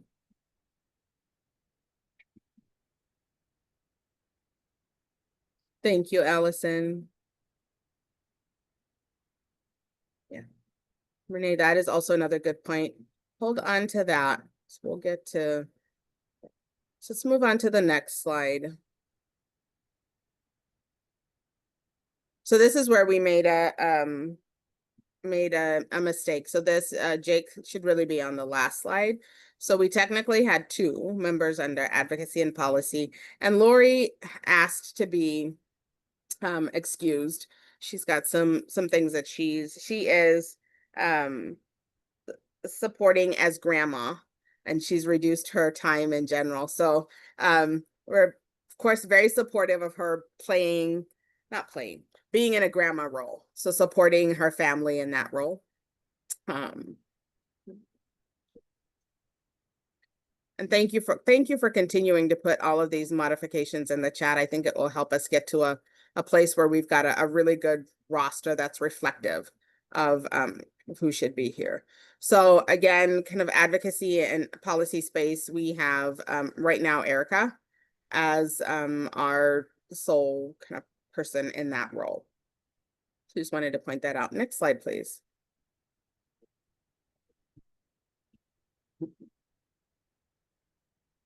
So here's our list of representations from LIAs. So Samantha is part of Akin, and that was one of the programs that we're no longer contracting with. Samantha is very interested in staying on HVAC, and I think that's a plus. And so we would love to have her kind of maintain her membership, and she'd be moved over to kind of to the ILI space. And then we had Maria, who left Catholic Family Charities, I believe. And that was another transition. She transitioned into being on HVAC. We had there's a staff member who left. So, and again, without a defined process for how we address that, that is now kind of a vacant position in that space. Next slide, please. So all right, Allison, sorry about that. Yes, we will get that taken care of. So apologies for that misspelling. So who is missing? So who, after we've gone through kind of the list of who we have, who are we missing? And I know that we've identified parent, caregiver, kind of lived experience. And these were some ideas that the planning committee came up with for kind of who may be missing. So who else do we, as we think about and look at who is missing from the table, what voice or representation are we missing?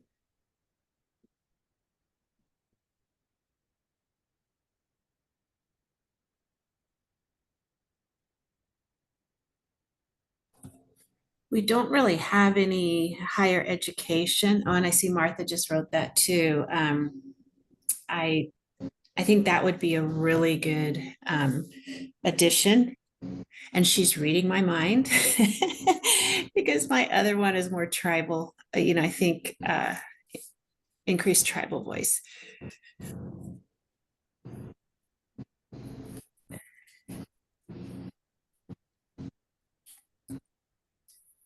Thank you both.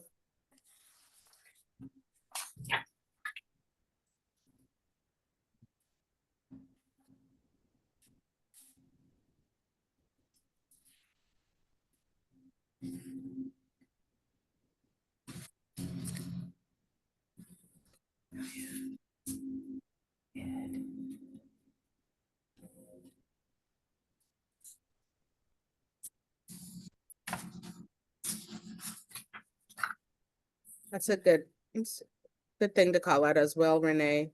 Definitely. That one.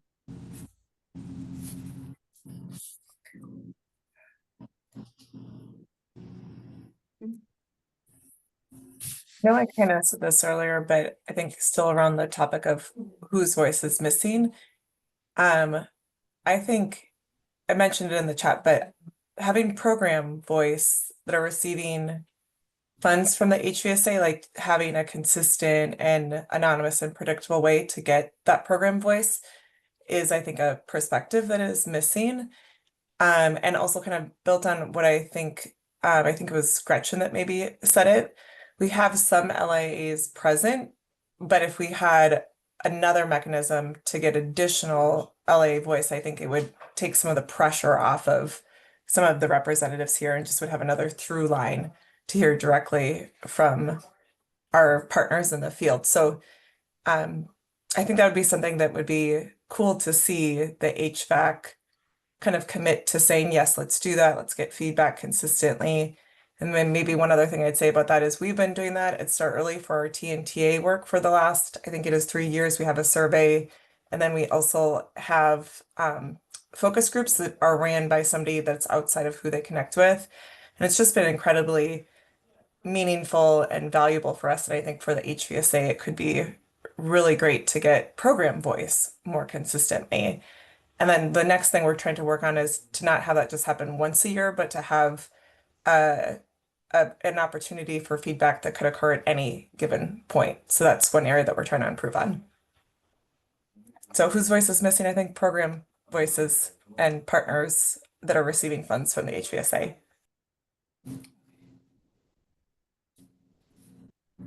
Thank you for that, Liv. And Ashley, thank you for your comment in the chat as well. I think that is an important perspective.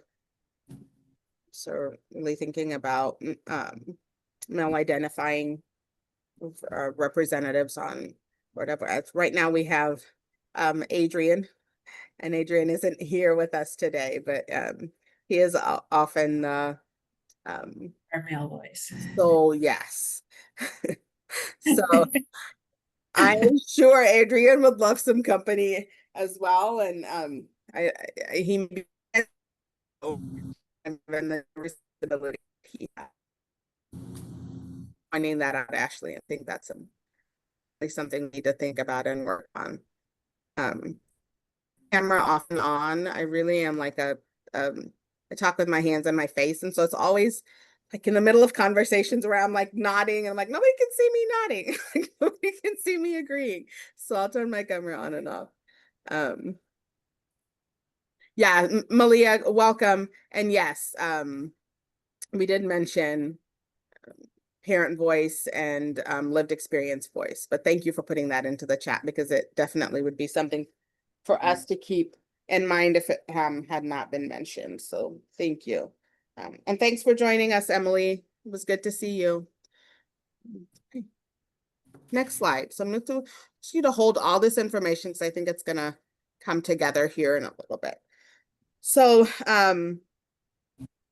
we have a significant number of changes, and that's even before we identified all of the additional pieces that we need to do. And thank you so much for continuing to kind of refine our list so that we can make sure that by the time that we're done with this conversation, we can then produce a list that I would love to share with the committee. So we make sure that everybody who's on there should be on there, and anybody who should be kind of transitioned off, be transitioned off. So as we kind of start this year, I want us to start putting together, it would be good to put together some structure and policies that we can then use as we're making our way through the year. So I came on, I think, right as the LIA, just call it the local implementing agencies were being brought on. So that whole process with an application and then a review of application and kind of scoring. And I think prior to that, the recruitment was the kind of individual reach out. So the planning committee, I think, identified and then reached out to individuals. So just wanted us to spend a little bit of time kind of thinking about our recruitment approach and what approach we want to take to that. And does it vary from role to role? Should it be kind of standard? So this slide just represents some options, definitely not the only, but we wanted to give some pieces for people to consider just to help spark conversation. So as we think about of recruitment, because we may need to be there at some point this year, what makes sense? What would HVAC like to see be the approach that is taken to recruitment?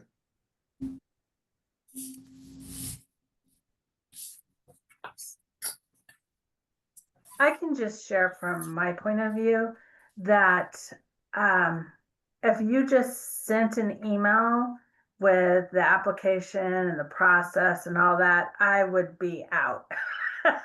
I would be like, no, this is another thing I really don't have time for. But if Marilyn, was it you? Somebody actually contacted me and talked about it. And so then I felt the importance of adding in, not that I'm amazing or anything, just, that there was a need for more voices around tribal issues and things. And so I think that personal connection really makes a difference.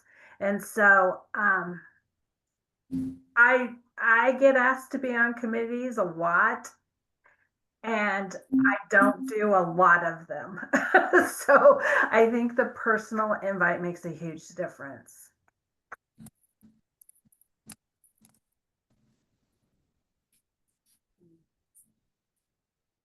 And I didn't say that so people would say nice things to me. So thank you. And it's embarrassing. And I will stop talking now.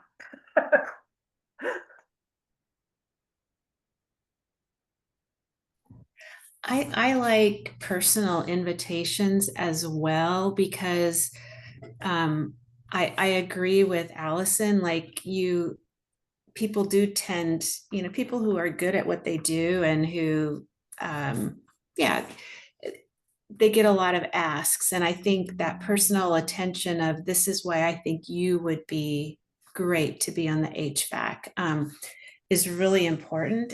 And I also think it's important because we have specific holes. And so like, we really aren't opening it up to everybody because we have specific areas where we don't have voice. So I think inviting is really a good way to do that.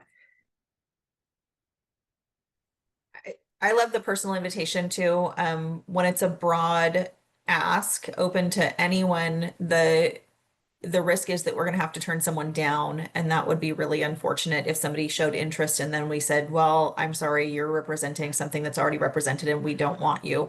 That would be a really unfortunate way to move forward too.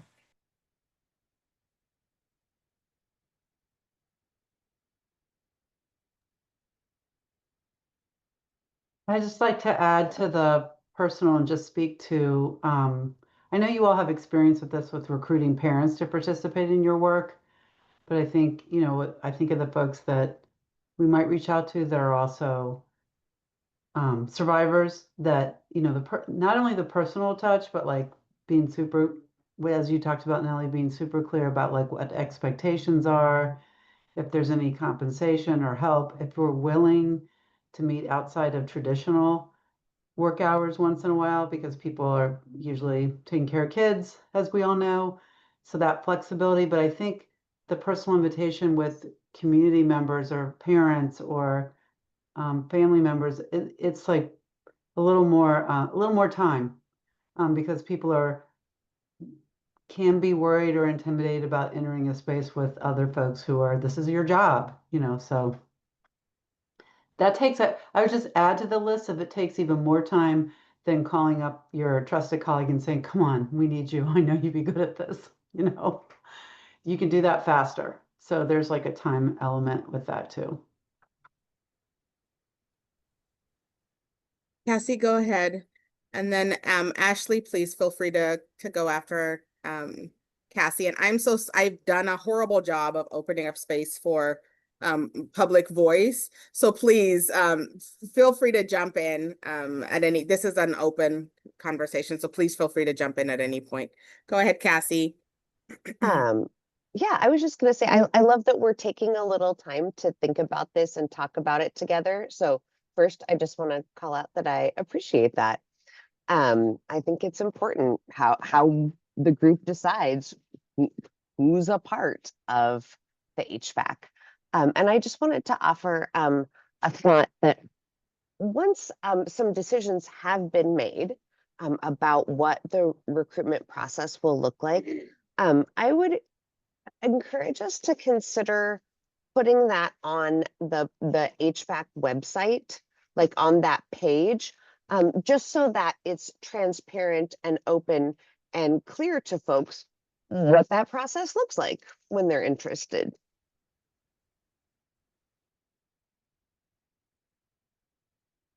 Thank you for allowing me to attend and for the space. Coming as a community member this is the first meeting I've participated in. I know that I may not have the same perspective as many of y'all, so I apologize if some of this conflicts or isn't appropriate. But from my perspective, I think as much as you can do to remove barriers and make it as accessible as possible.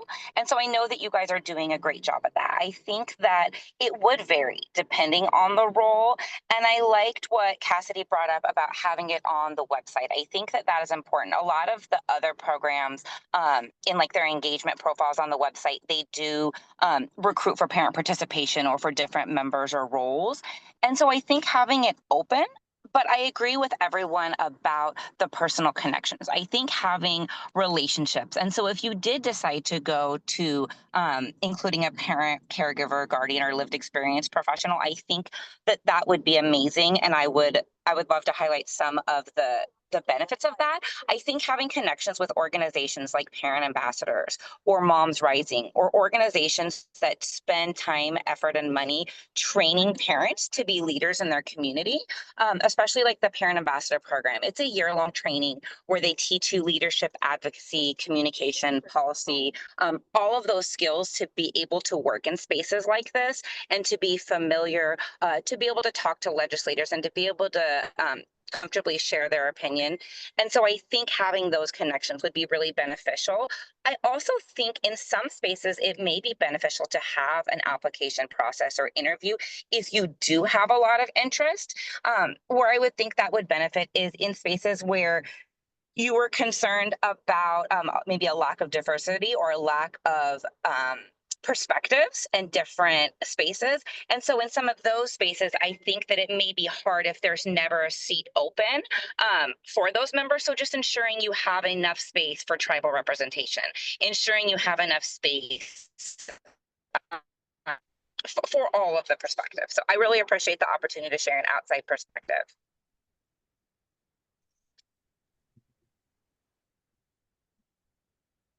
Thank you for that, Ashley.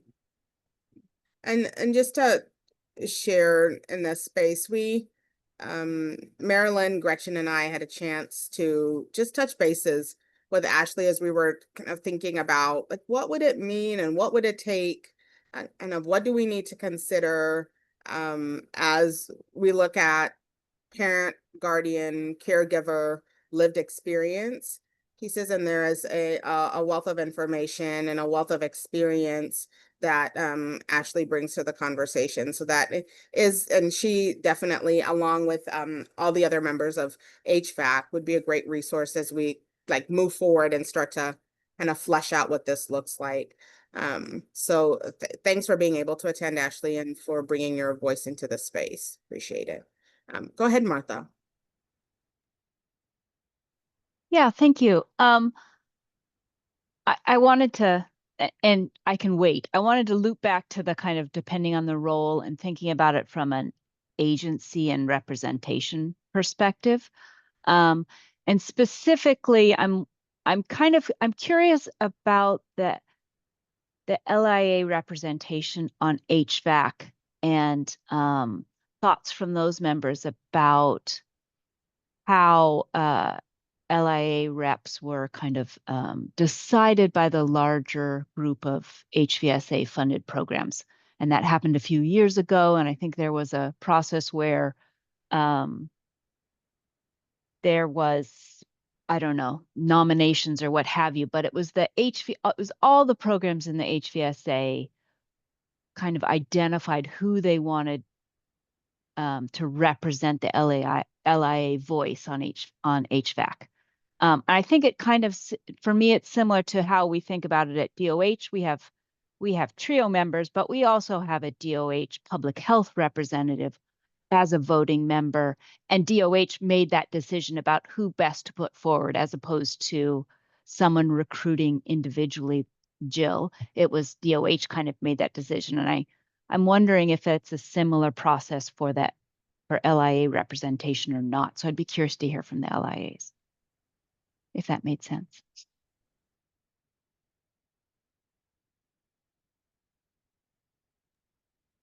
I'm happy to jump in on that too, because Start Early was part of the process. So for Gretchen and Marilyn, let me know if you're like, oh, I remember it differently.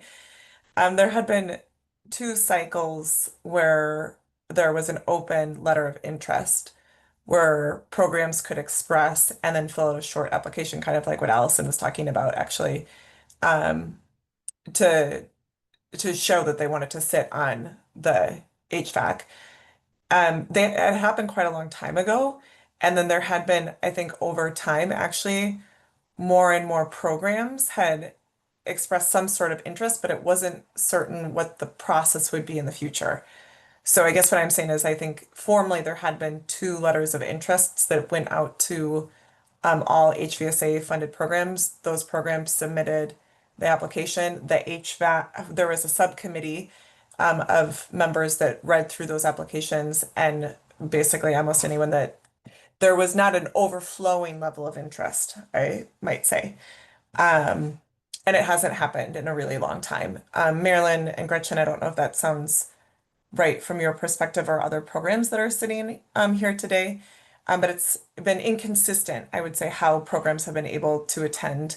I know that there have been some direct reach out, but there also have been some programs that have said, I would like to do this, but we didn't have an established way of operating with that within the HVAC. So I think it's a little bit up in the air, is basically what that kind of summarizes over time. So Nellie, you let me know if you would share that differently. But I did want to say there were two formal LOIs historically. They were a long time ago though.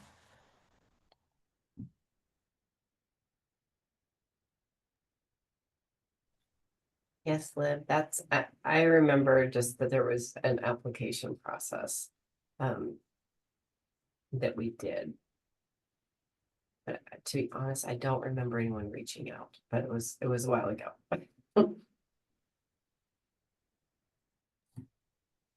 Yeah, that's how I remember it too. And I think I filled out 2 different applications for this. I know we did add, and it must have been just an invitation or that they expressed interest. Like I'm just thinking back, maybe it was when we applied the second time. Time goes really fast. Like when Trissa was added, that sort of thing. But yeah, I think that's why why when we talked with Nellie and Gretchen and I talked with her, like, we don't really have a process now.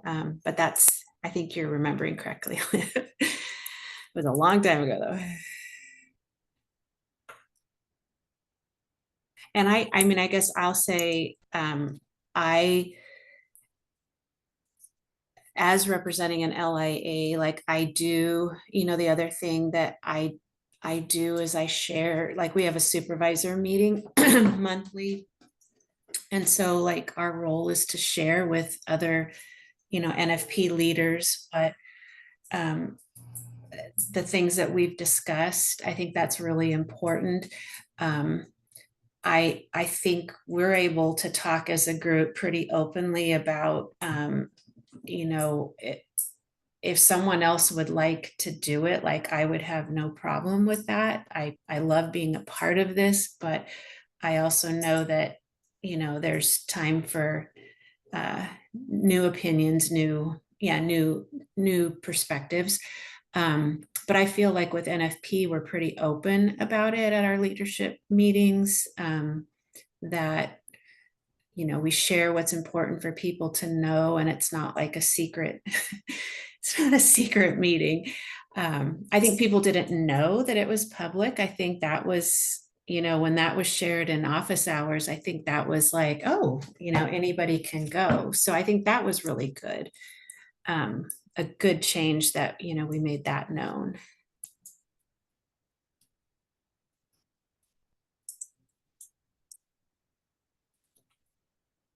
Martha, we could, have that added to the list of options. Because we could really structure kind of a recruitment approach based on each of the different categories of members or groupings of members or representations of members, however we want, what terminology we want to put there. And that could be something that we have specifically for LIAs, is that it's, a nomination process, and we can then decide of what that process would look like. Is it, a nomination, as Marilyn was talking about, is it done at a supervisor's meeting, and is it from kind of current members, or however those groupings happen? So really kind of, we can think through what that looks like for LIAs, if that's an option, or something that the committee would like to move forward with. So I think at this point, it's good for us to kind of look at and collect all of the options, and then we can start to kind of narrow down more on what we want to do. And I really like Cassie's idea of then making sure that it's clear on the HVAC website what approach we're taking, and if it varies from, you know, member to member, being able to put in kind of what our categories of membership are and what they mean. And then here's kind of the recruitment process that we go through for each of those pieces. I think would be really good to have that fleshed out. And I'm looking at the time and oh, where the time has gone. This is but and I think it flies when there's a lot of really good conversation. And but I want to see if we can, and this isn't the only conversation we'll have about this. This is like the foundation laying and really kind of gathering of some information, and we'll circle back to continue to kind of refine this over our time together. We move to the next slide. So please, again, continue to share your ideas and put those into the chat. The other is that, you know, couples with recruitment is really terms. Is that something that we think would be beneficial get along? And here's just an example that we thought we would share. I'm getting my internet unstable again. I'm going to turn my camera off. I thought that we would share. Here's an option that we could explore if we wanted to move into the direction of having or setting up terms. So what are thoughts about term limits?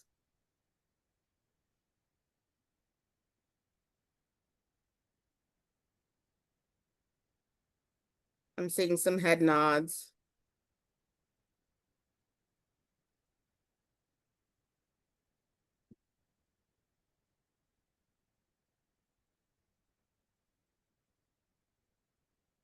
Thanks, Cassie. I see your note in the chat.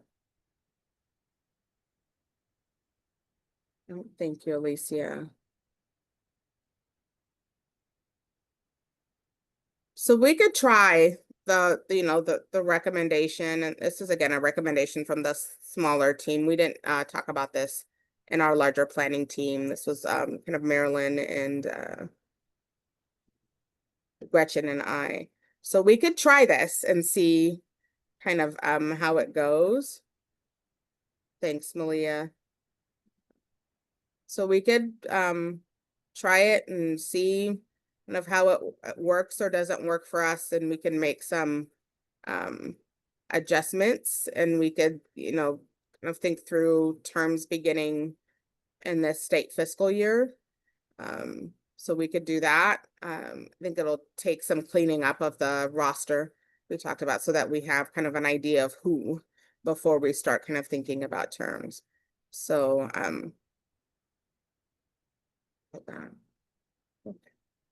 next slide, please.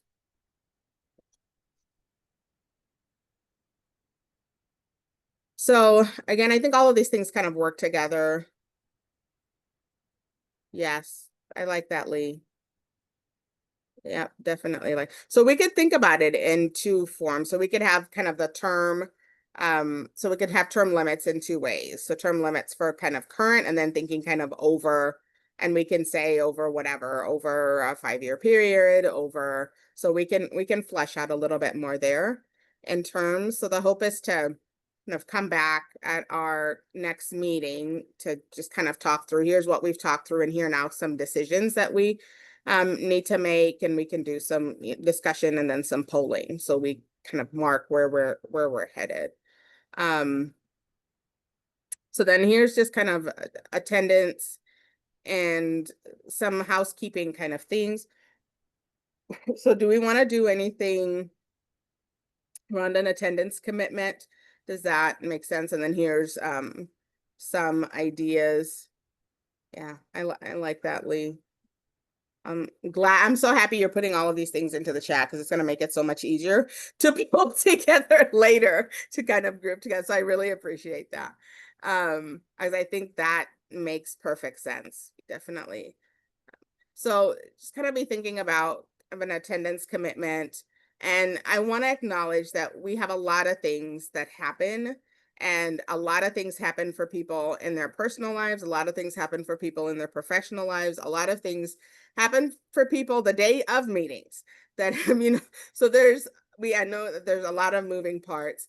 And so the idea is not for this to be punitive at all, and not to, not for people to end up on the naughty list. I'm just thinking more around, because attendance helps us move things forward. So if you have enough people engaged in moving, then it does that. So just, that was a thought process as we were, yeah. That's another great idea, Alicia, is thinking about kind of the representation and then a backup. Yeah, I know with my agency, I mean, I typically am the one to attend, but if I was unable to attend, Krista could sit into my space and would probably say the exact same things, and would have the same knowledge level, depending on, you know, what's going on. And we may have better attendance overall if different agencies that are being represented have that opportunity.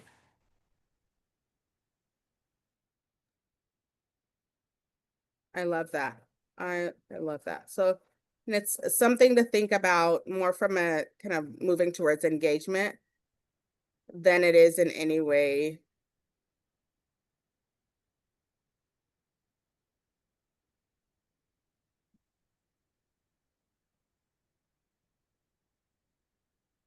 Thank you, Martha. That's something for us to think about as we think about terms. So thanks for pointing that out.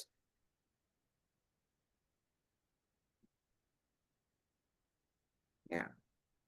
So there's a lot for us to kind of tease out and think about, and we'll dive into each of these, and it may make sense to kind of break them into, like, we'll make some decisions around this and then think of, and then just tear the decision-making pieces out over this next state fiscal year. But that is definitely something we want to maintain.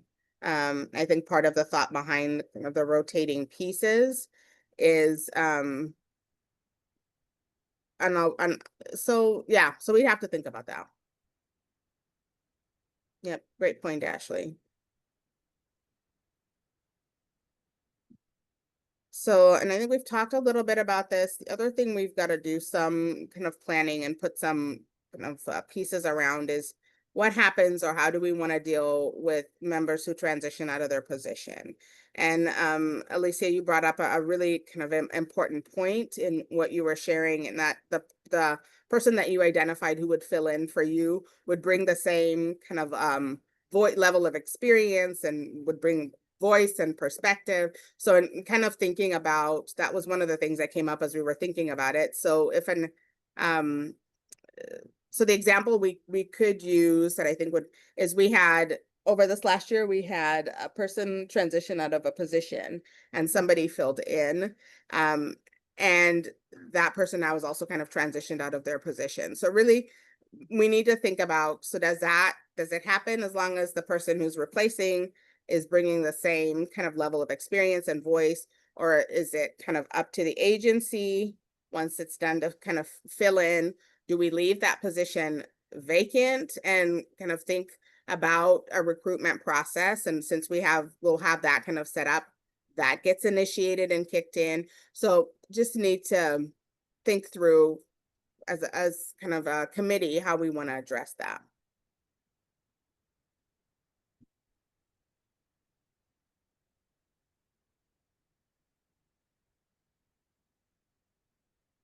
Some more thinking there as well.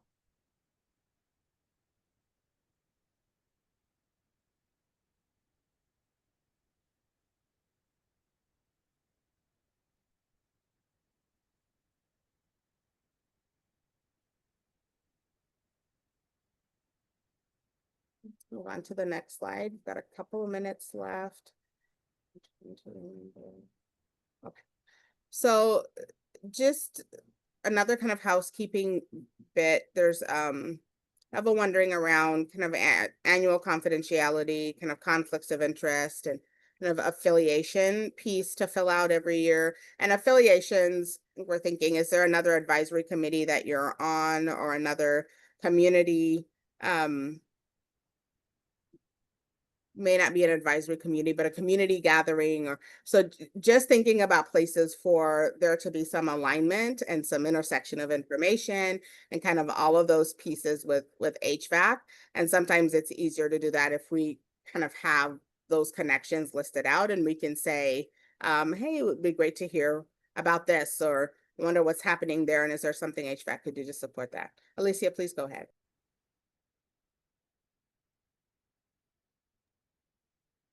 Sorry, my mouse went to a different screen. I couldn't figure out how to turn my mute button off. With the confidentiality, I do wonder if the way that it's worded now, and kind of the kind of serious tone that those documents bring is what maybe led to what we were seeing where other organizations didn't feel welcome. I know that when Nita was sitting in this seat prior to me, whatever she heard in HVAC never actually even went back into other parts of the agency. She considered that to be very, very private, and it didn't go into the PAT leadership team or any of that. And I think that that's not actually the intent of these meetings. And it's definitely not how I operate. I mean, obviously, if we're making a private decision that needs to be private, that's a little bit different, or how we're voting or whatnot. But but I think that I think there could be work done to clarify what we mean by confidentiality and what is appropriate to share and maybe what's not appropriate to share, so that we don't end up creating a space that feels unwelcome. Thank you for that, Alicia. It's important. It's very, very important for us to keep in mind. So we can dig up the language, and we can do some wordsmithing there, and to see kind of what we need to do, so that it is sending the right message, because the intent is not for no information to move from this space. And we are down to 1 minute. So I think we'll just, I don't want to rush us to the last little bit, but I do want to draw attention to just this slide. And again, you received it. So if I could just ask between now, because we're not getting together again until October. So you'll get kind of a long kind of break there. If you can spend some time just looking at these topics, and if there are ones that you're like, it would be great for us to make sure. There's some of them that are just given. Some of them that are just things that we're going to do. So like the budget will be something that will be part of our kind of ongoing conversations. And then there are some other pieces there. So if you can think through what we're seeing here, rate setting is one that will be on pause. We could do kind of an update on what's happening with those particular models who are still in that kind of rate structure. So please spend some time with these topics. And if there are other things that you're like, it would be really great for this to be part of what we tackle in 26, please come ready to share that. Our, can you go one more slide? Yeah. So here's our kind of very rough outline for our first meeting, a kind of official meeting in SFY 26, which will be October. So here's kind of roughly what we're looking at and thinking about, and it may kind of modify based on what we've covered today. So just wanted to say, here's what we're looking at or thinking about. Okay. So Marilyn, Gretchen, thanks, Liv. Any last minute things that we want to share, and I can do a wrap up and